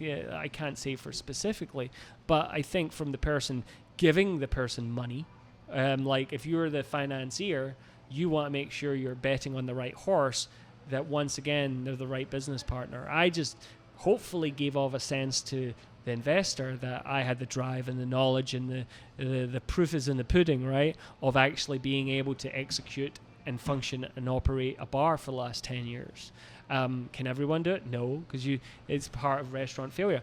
But then it's also finding the right partner. Is that business partner going to drink your bar into closure? Right. So, there's no secret sauce. It's just you have to kind of have the right vibe and the right people. Where's the operations mind come from? Who has the operations, like the actual, running a profitable business? Like you can make drinks, you can cook food, right? But can you run a profitable business? Me? So are you like? Would you say that's your lane? The like, systems, processes, procedures, like systems, SOPs, and all that good stuff. That's been developed from the ground up. That was from stuff I learned in. That was stuff I learned in London. That was systems of how to train your bartenders, how to reduce waste. This is a general manager of a bar, like what to do, what not to do, making lists, making great foundational knowledge and basically education for your team. Doing all those things and then following through with like the relationships of being able to talk to reps and making good deals that you're purchasing the best possible product, and then just making sure you're turning up, keeping your labor costs in line. But also, what I will say is then there's other stuff like the accountant side of things that I understand. I can read a P&L sheet. I can put together a budget. But at the same time, I don't have time to dick around with all those kind of things. So that's where Rajan and his side comes in when they're doing like the back end of that. So it's kind of releasing, this is your expert field, whereas operationally that's mine. Yeah. You've addressed your ability to evolve with creativity, right? With trends, and to not necessarily follow trends, but to create trends and challenge the status quo in terms of the creativity. What about in terms of operations? Have you been evolving? Are you finding ways to leverage technology and whatnot? You have to, and like whether that's social media and understanding what you're putting out there and kind of like your vision of what you're selling to your guests, whether that's your brand of hospitality or if that's something like your POS system integrating with your reservation system, integrating with your inventory system, and having all these systems in place. Like the days of like just doing it on a spreadsheet are not necessarily the best these days when you've got such a fountain of knowledge based on your POS system. When a guest swipes a card and you can see that guest's information, how many times they come by, what do they like, and serving the needs for your guests and welcome them back because like it pops up in your reservation system that they've been in multiple times and it's, oh, welcome back, Mr. Smith. Yeah. And like giving them the warm and fuzzies from a guest experience standpoint to elevate something that you can't put a price on. So having an ordering system that anybody can just pop in the chat. One thing we do have is we have a constant communication with all the team members. So if they've grabbed the last of something, they stick it in the chat. Stick it in the chat. As long as it's not liquor, you write that up on the board and then we'll do the orders once a week. But like something in the chat that's more boutique, but we're never running out of something. Another top tip is always have a backup, because if you're repairing as much crap as anybody in the industry as things break, because restaurants and bars have a lifespan. Yeah. Equipment breaks down, but you have to stay on top of it. That's why when you always open, you kind of want to buy fresh. You always kind of want new, because having those 3 years or 4 years of warranty protection, you can't put a price on that, because after that, you better start practicing at repairing things yourself. Yeah, they say anything with an engine, buy new. Like hardware, though, like stainless steel countertops, get that used all day. No? Well, for this, not necessarily. That goes back to the underbar and designing it what you need it to be. So many people develop cocktail programs and saying, oh, we want to give the best mixology program, blah, blah, blah. But they actually just put a couple of wells in there, ice wells, as if they're opening up a dog and duck dive bar. So it's just you have to design it from the ground up, and that's from everything I showed you today in the small details, little rituals that goes into designing a bar to make sure we can expedite the drinks as fast as possible. My way is not the right way for every bar, but it's bloody perfect at doing what we do. Right. So in terms of tech stack, where are you today? What are you using? What are you excited about? Talk. We're like using that for our reservation system, and they're always evolving and do a great job as far as the reservation system tracking, and their functionality is actually getting progressively better. Yeah. So like, when did you start working with Talk? Well, we used Yelp reservations for the longest time. And I was like begrudgingly, but they purchased a software called No Wait, And no wait was the first thing for us, because we started off with reservations, but then we just had empty tables sitting there for a while, whereas an electronic wait list was the way to go. Why? For us, because then we could fill tables faster and turn those tables quicker, because unlike reservations, like that works in some venues and it especially works in restaurants. But for us, which is a fast-paced cocktail bar, so we need to fill those seats as soon as the guests leave, our electronic wait list was the way to go, because I would rather say, go across the street and enjoy the drink. I'll put you on the wait list. No one has to stand out and wait outside my bar. They can and they do. Yeah, especially in Phoenix in like anytime after May, you know? Right. So I would encourage them to say, hey, let's get you on the wait list. We'll send a text to your phone instead of one of those big electronic pagers, so they could enjoy a drink and then they can return when we're up. And that was no wait. And then Yelp bought that, and then Talk has that feature of an electronic wait list. We still take reservations, but only a percentage of our bar. Okay. Why did you make the switch from Yelp no wait to Talk? Because they've not always had a wait list, an electronic wait list for that, and it was actually kind of pricey.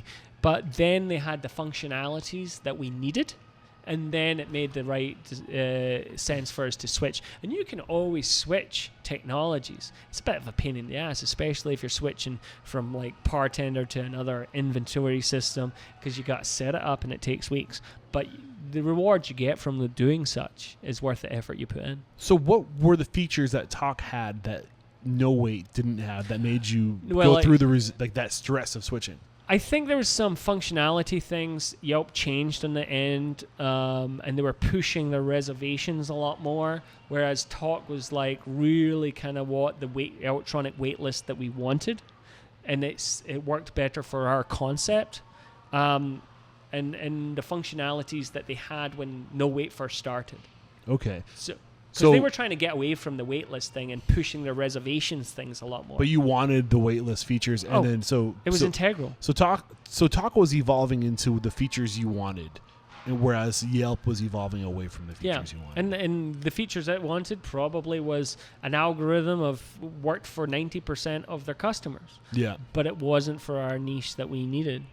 Yeah, and I think one thing I like about if you're listening to this, if you're running a wait list and you're not, if you're literally making people sit in your facility or outside to get a table in today's age, I feel like it's the most inhospitable thing to do. Oh, like I wouldn't go places there was a very famous restaurant, and it was great, but they had the feature, they had the wait list feature, but they would turn it off when they're busy.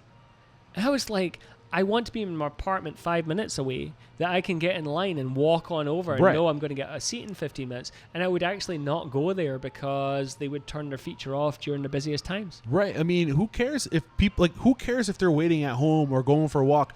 There's features to be able to say, hey, your table will be ready in 20 minutes. Hey, your table's ready in 5 minutes. And if they don't turn off, boot them off and take the next person on the wait list. And then if they come back, we will happily add them at the top of the wait list, but don't expect to walk through the door immediately. Right.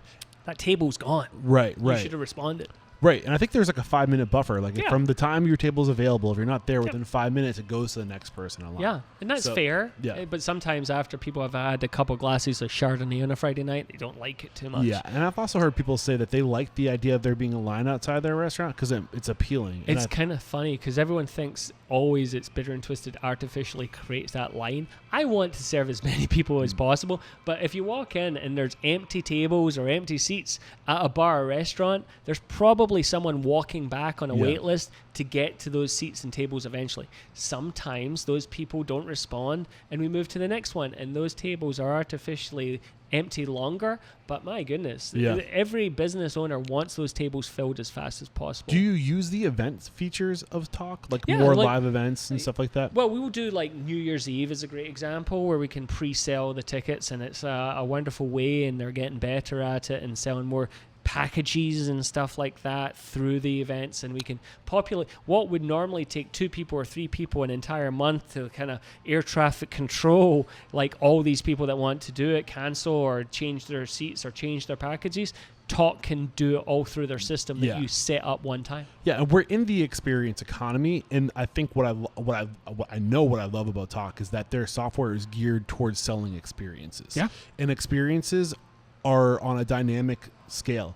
an experience on a Tuesday night isn't the same value as an experience on a Friday night, because there's more people who want that experience, and that means it's more valuable. And like it goes going to experiences, like everyone's searching experiences, and it goes back to what Bitter and Twisted was in the first place. Was a bar. Instead of just something someone wants to go for a special occasion, or they've just got friends visiting out of town, I really in my heart wanted to create a bar someone could go to anytime. If you're having a business meeting, if you're having like meeting friends or girlfriends up for an anniversary or something like that, a birthday, we've got you. Yeah. So that's kind of like I think there's places for experiences, and then I think there's also experiences for damn fucking good cocktail bars. Yeah. So one thing I noticed just walking through this restaurant when we were in the kitchen, when we were in the back closet with the drinks, there isn't a lot of wasted space here. You have inventory, like whether it's stuff that you've prepped, I don't know if you have more inventory in your backspace for your bar program or your food program. What would you say? I would say our waste is not very big. Yeah. Because we're conscious about what we have, what we stock, and like first in, first out. We're tracking what's about to go off and what needs to get used up and things like that, and it's quite minimal. So what is the secret of tracking that and managing inventory? Par levels. So like you're just don't over purchase. Yeah. You just have to. What season is it? Do you have par levels for like your summer season versus your busy winter season, right? And then being able to switch that out and being able to evolve and having multiple par levels for different seasons, or is your entire weeks filled up with games and concerts downtown? So it's being knowledgeable about what's going on around you, knowing the market, and knowing your market and adapting to those levels, and then upping your pars. But you have to have a par list in the first place. There's so many seat your pants stuff, whereas if you don't have that par list, then you're flying blind. Yeah. I mean, are you leveraging technology in inventory management? Like you can't, like there are certain levels where you're like seeing what your sales are, you're tracking that. The good thing is we're actually using 7 shifts, so it kind of tracks our labor versus our sales. And that's an interesting real-time thing. And I know there's other technology out there that can actually predict what you might need to order and stuff, but there's always, until it gets a little bit more advanced, there's always the human part of it that you have to add in, because they might not know if there's no events going on. Yeah. The technology part of it does not know if there's a game not going on. Yeah.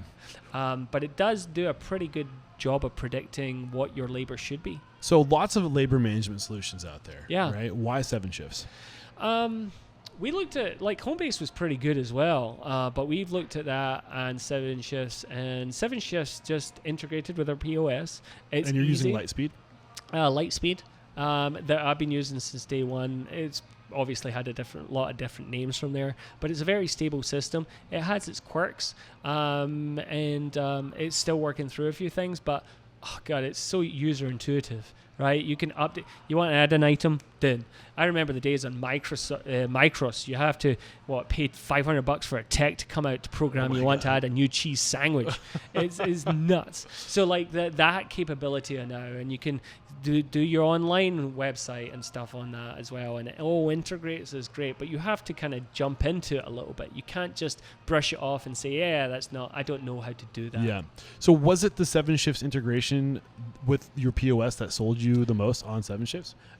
7 shifts, their analytical data was probably the best when it integrated with that, and it's using them for clock ins, clock outs, and its predictions of what your labor costs could be, and then the real time, you can hop on it at 7 o'clock at night. Okay, I might not want to cut right now because dinner's about to get out, and that's where we get a nice little pop at 9:30, 10 o'clock. But then afterwards, if I cut right now, then I can get my labor cost to 25%. Yeah. So do you know what your budget, your like, I guess, are you given a hourly budget of what you're allowed to have on schedule to know that you're going to meet your labor costs? Or meet your labor costs? Well, we have our yearly budget that we put in, like manually we do, and then we're just kind of keep keeping on trend of what we want to achieve. And we're not going to shoot ourselves in the foot by getting labor costs down to 20% just because we want to make it. It has to make sense once we look out the window and seeing what the vibe is on the street, knowing if it's a busy night, knowing if Madonna's playing next door or someone's playing just down the road as stand-up. Yeah. So you still got that element that you have to kind of read the room a little bit. What about inventory management? As somebody who has so much inventory and you guys have so much from scratch stuff, how are you managing that? Are you using technology to manage that, or are you literally just using par lists? Well, no, that actually goes through. It's kind of nice with Upserve Lightspeed because for years they've had their integration of their own inventory software. Okay. So they've got and it's free. Does it have a name, or is it just Upserve? Well, I think it had a name and they purchased it and they bolted it on, and but it's just in Upserve inventory for the longest time. And I've put all my products on there. I've created lists when we do it. You can run inventory like if you've got a small operation, you can run it once a week, right? Yeah. But this is it's kind of neat if you've got a smaller operation because it will also give you theoretical data, and because it's reading from the POS of how many burgers you've sold or how many French fries you've sold, how many cocktails you've sold. I use it where I want to use it, and I could live and just go into really granular levels of it, but then I'd have to forget to look up and see how the business is actually doing. But as for inventory each month, it's super easy.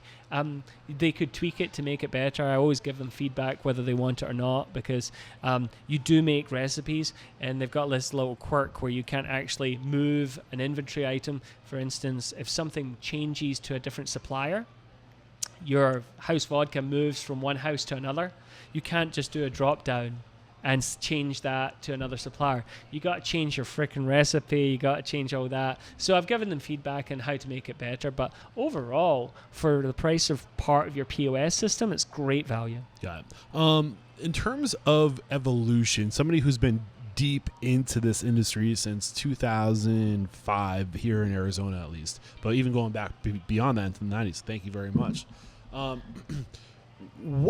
What is the pain for you in terms of the evolution of the industry?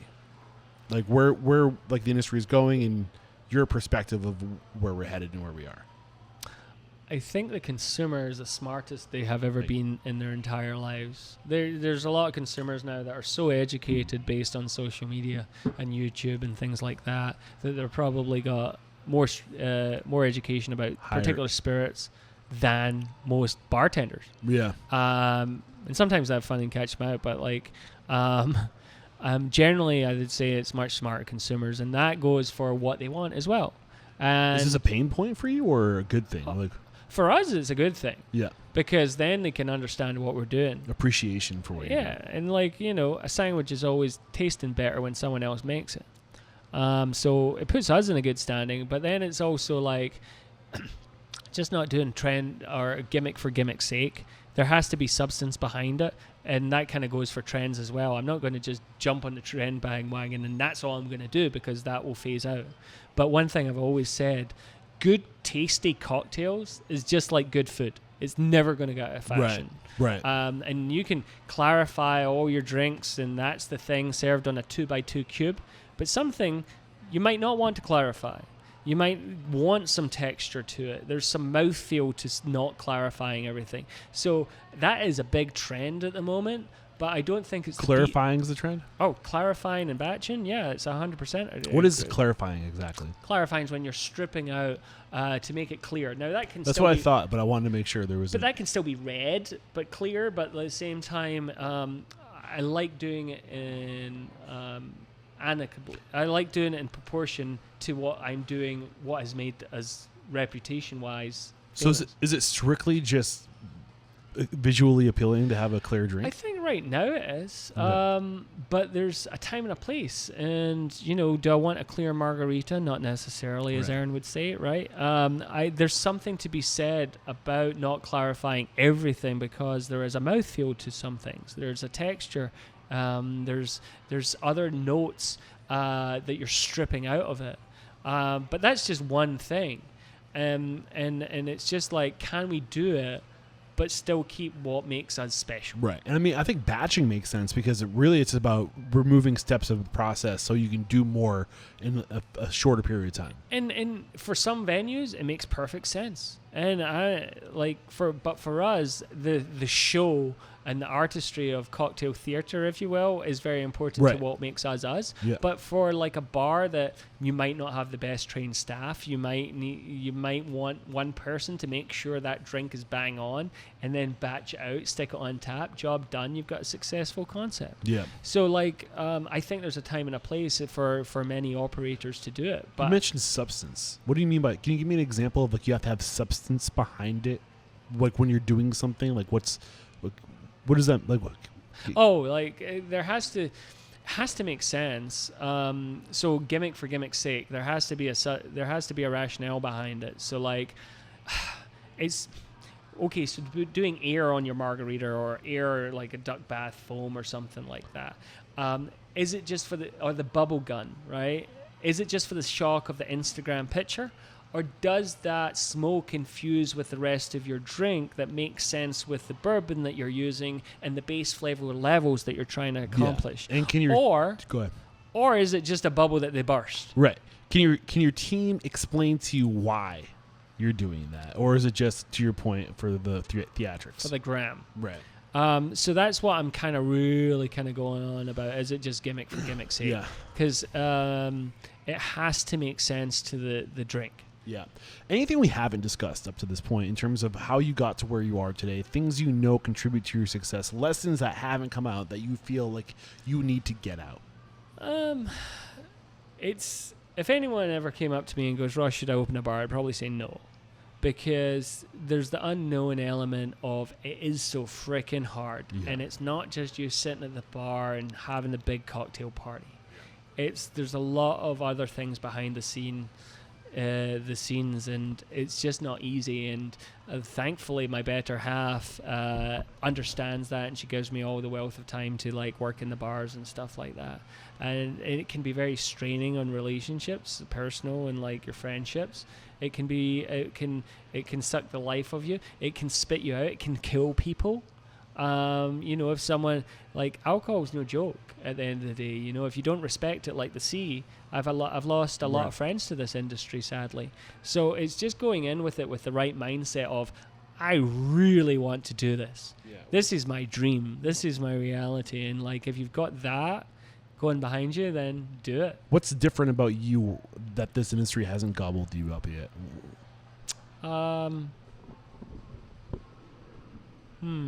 What's different about me? And like, I know my limits. I would say I'm very aware of losing friends, losing family, and I kind of understand my limitations. Yeah. And hell, man, I may walk down the street and die of a heart attack. You never know. Like after just preaching about it. But at the same time, I just being aware of what you are capable of doing and don't bite off more than you can chew. Self-awareness? Is that a good way to summarize it? I would say you definitely have to know your own limits. Yeah. And knowing yourself, right? And just not getting consumed by it. Right. Like, you don't have to go to every party. You don't have to hold every meeting. You don't have to respond to every text message. You can just do what you can do and try and do it the best you can. We've covered a lot today, man. We talked about how you got to where you are. We shared your come up story. We talked about where your business is today. We dove into a lot of tech. We told into a lot of your just ethos and values of who makes you who you are. But one thing I really love to talk about is where are we going? We talked about a lot of socio-political stuff earlier today off air, right? In terms of like what are you seeing right now? How do we become collectively conscious and say like these are things that we've identified as a society, and we can choose to embrace these things? Like, you know where I'm going with this train of thought? I think the industry, like our culture that we're in, has to take a breath. Not everything has to be a crusade. I think there's a lot of changes that have happened in this industry for the betterment of it, whether that's removing toxic environments, work environments, getting harassment out the workplace, being more cognizant of people that aren't drinking and not making a mockery of because someone's choosing not to drink alcohol and you're creating a really kind of nice non-alcoholic cocktail list or something like that. But then you can also push it in too much of a degree that we're entering always worrying about offending people. And I think that has to kind of get balanced and end, because if we can't, we're not a serious industry at the end of the day. Too many people are taking this industry where we are not curing cancer. We're not solving the world's problems. Can we make social efforts into making a better community? 100%. But I think we take ourselves a little bit too seriously sometimes. And I think we can take a step back and just... I think we need to find more common ground with our neighbours than push them away and put them in left or right and things like that. And I think that goes away with this cancel culture as well. And I think sometimes stuff has to happen, but at the same time, I think a lot of it happens. And it's kind of sad to watch. Well, I mean, I actually had an experience with this. I had somebody on the show recently, and she was very outspoken about her. Kate Holacek was her name. I actually went to high school with her. Small world. But she, and I'm not discouraging her for sharing what she shared. I think it was very much about who she is and what she stands for. She'll call people out. She doesn't stand for, toxic male energy and stuff like that in the workplace. And when she sees it, she calls it out. And I think that's a good thing. I want to make that clear.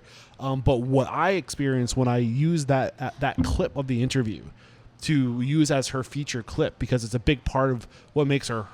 Like, she's outspoken about this stuff, and she wants to be heard about this stuff. When I posted it to my social media, it got a lot of likes and it got a lot of reshares, and I can see the temptation to focus on creating content like that because it gets a lot of likes.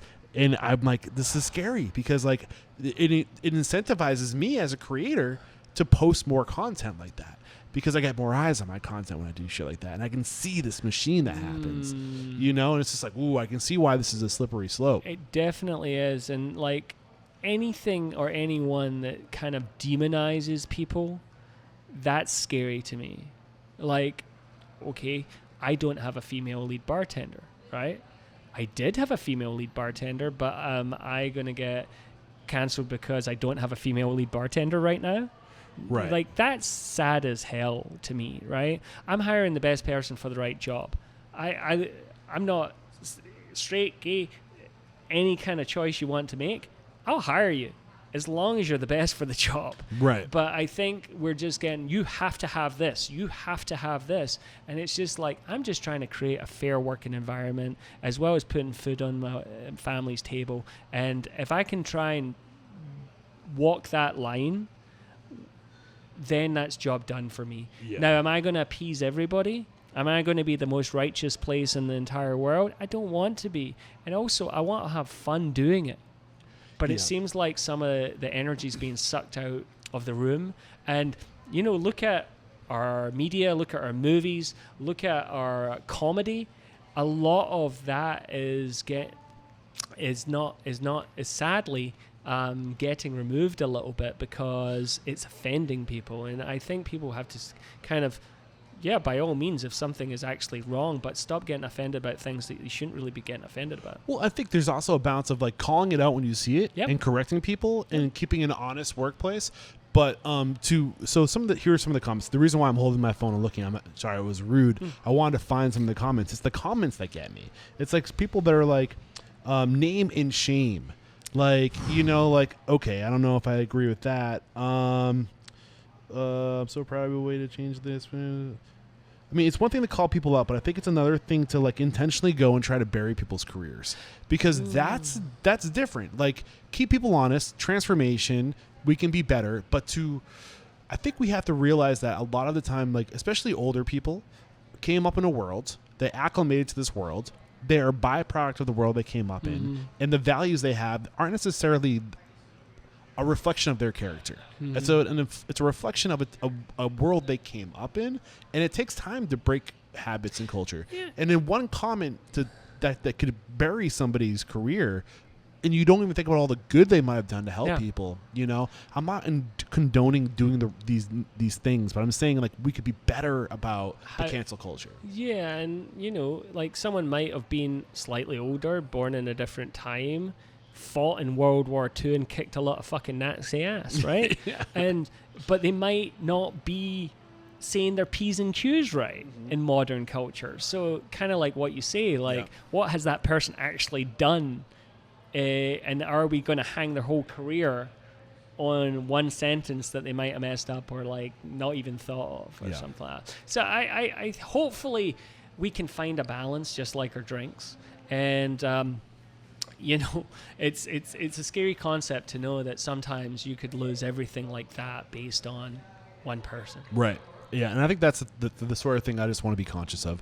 We're getting close to our time here, and I've really enjoyed it. And there's one other thing before we officially wrapped up, because you brought it again. We were talking before the interview. Now I just know things that I want to talk about. I personally have been outspoken about the award culture and this very ego-driven industry that can it's about. I worry when I see people chasing awards. I also don't like how much power some of these award facilities have and influence they have over the consumer in our industry, and how they really kind of steer the trends and the narratives. What's going through your mind as I say this? Well, it's kind of funny. There's pros and cons, right? And you know, I love what it can do to a bar. Where it can like really set them alight and showcase, especially if they're not in a major city. But also, it's bad because unless you're in New York, it doesn't happen. No, I love a lot of good bars in New York, but there's a lot of great bars outside New York in other states. So it's kind of like nowadays shining a light. I will say there is a lot of popularity contest going on. It feels a little high schoolish where like, you better know the judges, or you better be on the councils and stuff like that to even get recognized these days. But it's really nice when you do get acknowledged, but at the same time it's kind of tit for tat. That's why I'm kind of excited about this Pinnacle Guide, because we actually just last week got 2 pins for it, and you know, it's a new award thing, so there's lovers and there's haters for it, but I really like it because of the transparency and what they've done and managed to create. You as a venue submit your application, and then they send in anonymous reviewers to see if you're walking the talk, which is so different to your Tales and your 50 Best and stuff like that, where I hope to know you better know the judges. Yeah. You better get them round to your bar. They better have came in, because we've had our fair share of nominations. But you know what? I never opened the bar to be an award-winning bar, because I opened it before all that. But at the same time, it's always nice to be acknowledged by your peers. But you know, the next day I'm in the fucking bathroom fixing the plumbing. It doesn't matter if it's the shit unless you're double chicken and you win multiple for best bars in America. But at the same time, kudos to them, by the way, love them. But at the same time, it's you got to take it with a pinch of salt, because at the end of the day, you better be giving the best service you possibly can to your next guest that walks in the door. And I think there's something to be said about trying to do whether it's a food program or a drink program that is at that level of what you need to do to get the recognition, i.e. outrageous labor costs, i.e. outrageous food costs. PR budgets, the money you have to spend. Someone told me how much the PR budget was to be like winning. I was like, screw that. Right. Like, I have never spent, like, I have a PR company, a modest PR company that puts me in the local magazine and stuff like that. The rest is hopefully just coming through the universe winking at us. But at the same time, I've heard things like $20,000, $50,000, like, in order to get these amazing PR companies to do it, and I'm just like, I can't afford that. It's a huge. I get worried that people are going to bury their businesses with their operational costs to get the attention they think they need to be successful, and that's my big fear. And the biggest thing is like is keeping track of how many of these award winners have actually closed out. Right. It's kind of like a curse, dude. Do you know how many people I've interviewed? And when I first started this podcast, it was the award winners I was chasing, because I was a part of the consumer myth of like, oh, these must be the most successful, most profitable people in the industry if they're getting all these awards. Then I started talking to them, and I started asking them questions like I asked you today about money and systems and processes and technology, and they don't know what the fuck they're doing. There is a little bit of, it's kind of running a cocktail event, and obviously I'm not getting into names, but like just response times. Right. Sometimes just getting their organizational levels, and you're like, wow, this is like one of the best bars in this entire thing. And they're so slow to respond to you.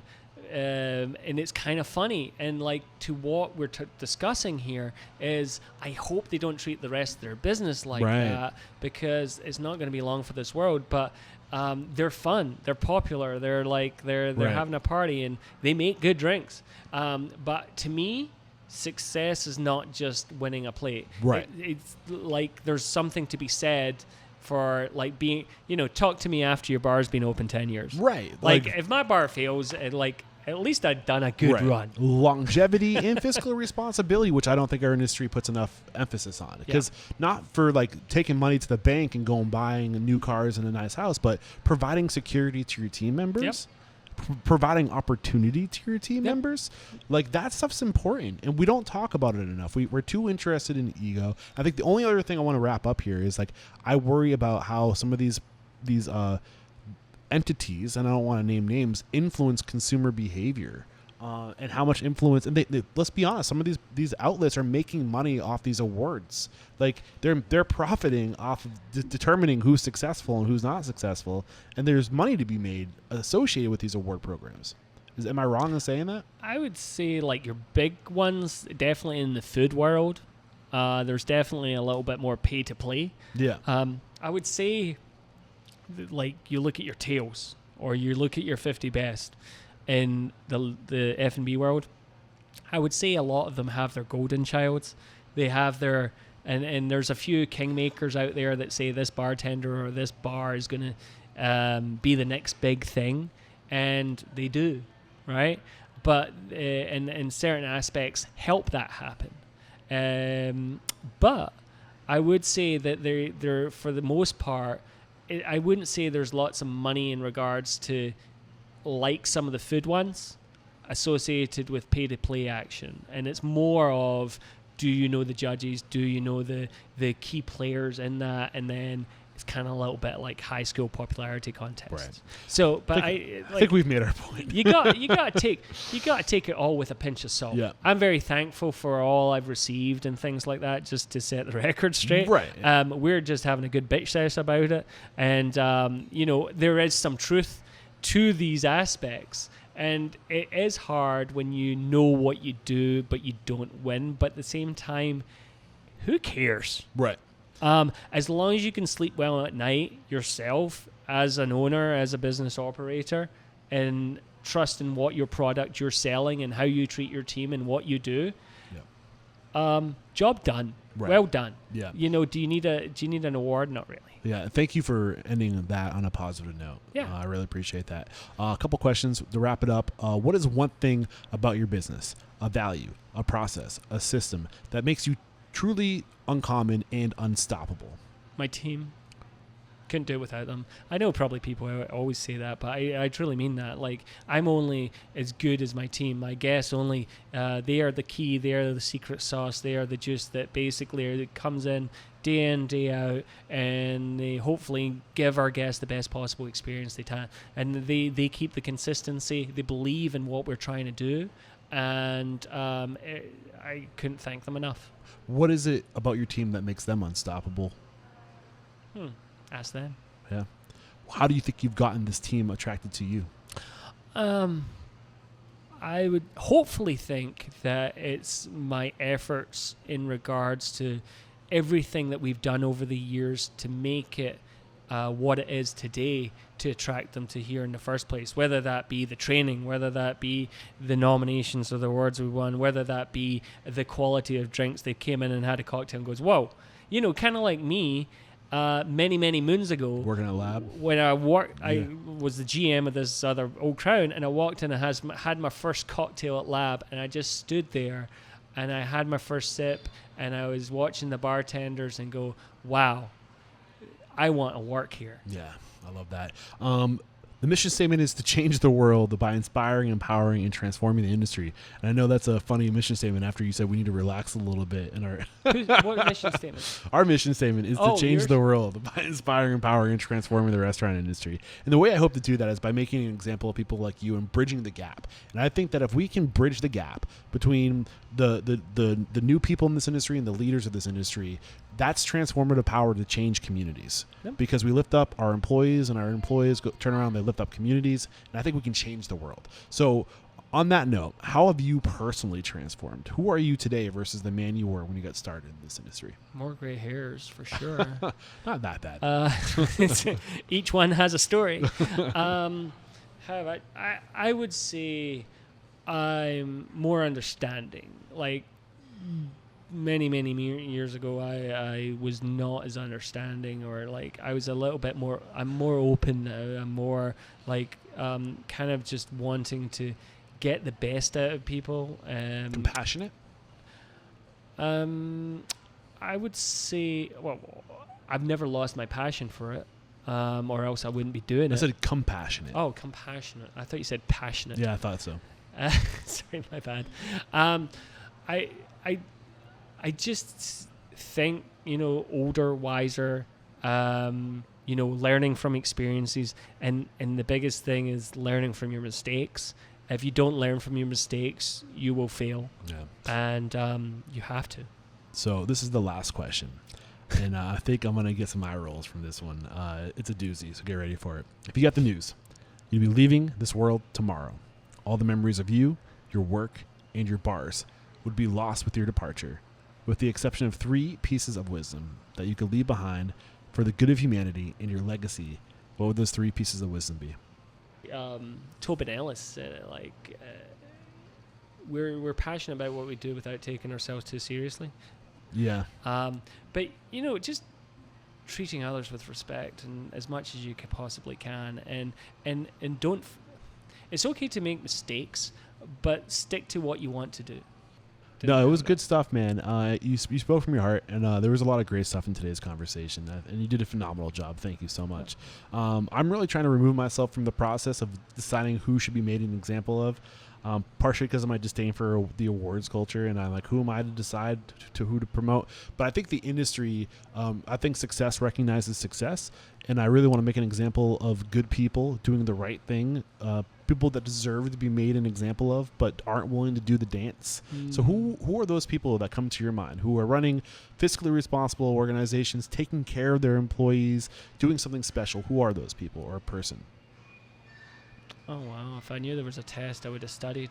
You can get back to me afterwards too, but I do like to find my interviews to be my research. Oh, definitely Julio Bermejo up in San Francisco, just family-run restaurant, globally renowned because of this one drink and just his love of tequila and knowledge about and that was Julio Bermejo. Okay.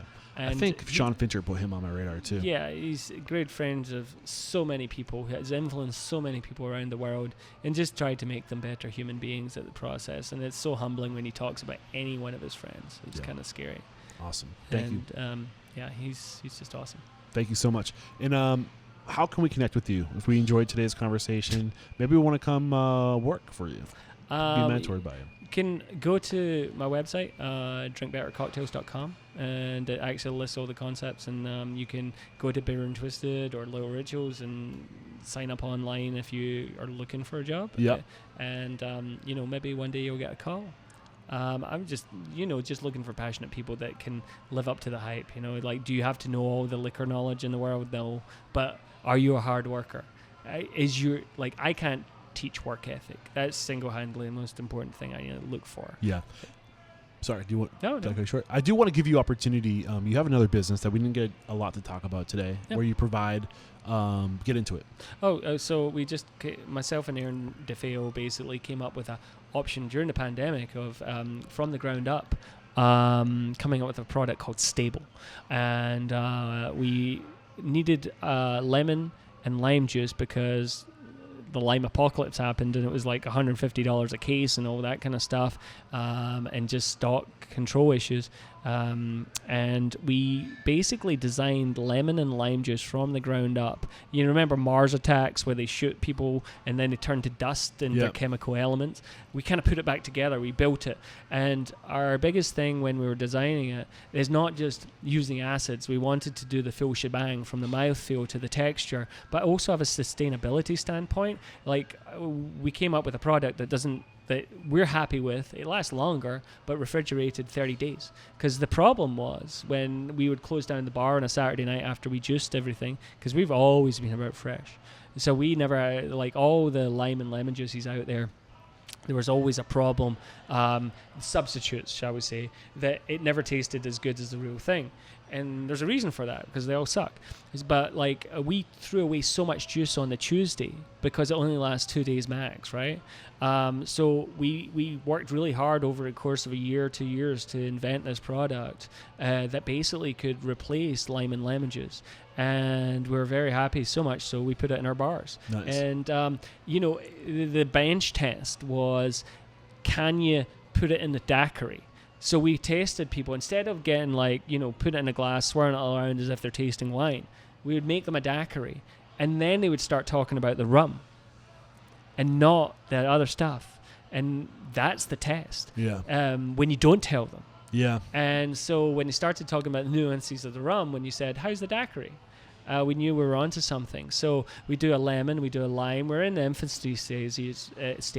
So we're supplying a few bars in stainless steel kegs. We wash them out each week, and then they come and pick them up and all that good stuff around Phoenix. And are you shipping this out? Not shipping it yet. We have to get a bigger facility and stuff like that. But we're on that precipice. So if anyone's got any good ideas, reach out. But at the same time, we would love to ramp up, because I think we've got a truly remarkable product. And once again, it's stable on consistency, because that's another thing with lemons, limes. You can say I'm fresh only, but you know in your heart of hearts, when you squeeze that one lime from the box and you make a daiquiri with it, then you take another lime from the same box and you squeeze it, it tastes different. But what happens if you could have that kind of perfect lime every time? Yeah, consistency in chefs, consistency in bartenders. That's what we strive for. Now, is it exactly how you wanted it? No, but once again, the proof is in the pudding. Plus, we control the pH to give it the same as lime, but consistent, so you don't get acid reflux and all that good stuff. Interesting. And one more time, what's this called? Stable. And where do we find it? We've got our website, Stable. Can't remember the website. I'll put it online and stuff like that. I'm going to pause here because I have it pulled up. But we're just kind of looking to get a few more bars and restaurants. We've got a few ones around town and things like that, and then kind of ramp up and then find a new facility so we can start developing it and pushing it around the country. But from a environmental standpoint, globally, with climate change and temperature swings and stuff like that, we can actually get the yield of the natural flavors of lime and actually make sure lime shortages, as far as juice is concerned, don't happen again. It's Stable, spell STABYLBEVERAGE. So stablebeverage.com. Awesome. Thank you so much. Got a lot of info on it. This has been a lot of fun, man. I really appreciate you taking the time to show me around, to sit 2 hours with me to share your story and your knowledge. And this is where I say, my man, there is no questioning. You are unstoppable. Oh, thank you so much. I appreciate you actually taking the time. Thank you, Sean, for recommending. Yeah, man. And it's been an absolute pleasure talking to you. And I hope people listening get one thing from this, More than one thing, or our ramblings, and they can go off and make their business better. Yeah, man. Cheers. Thank you.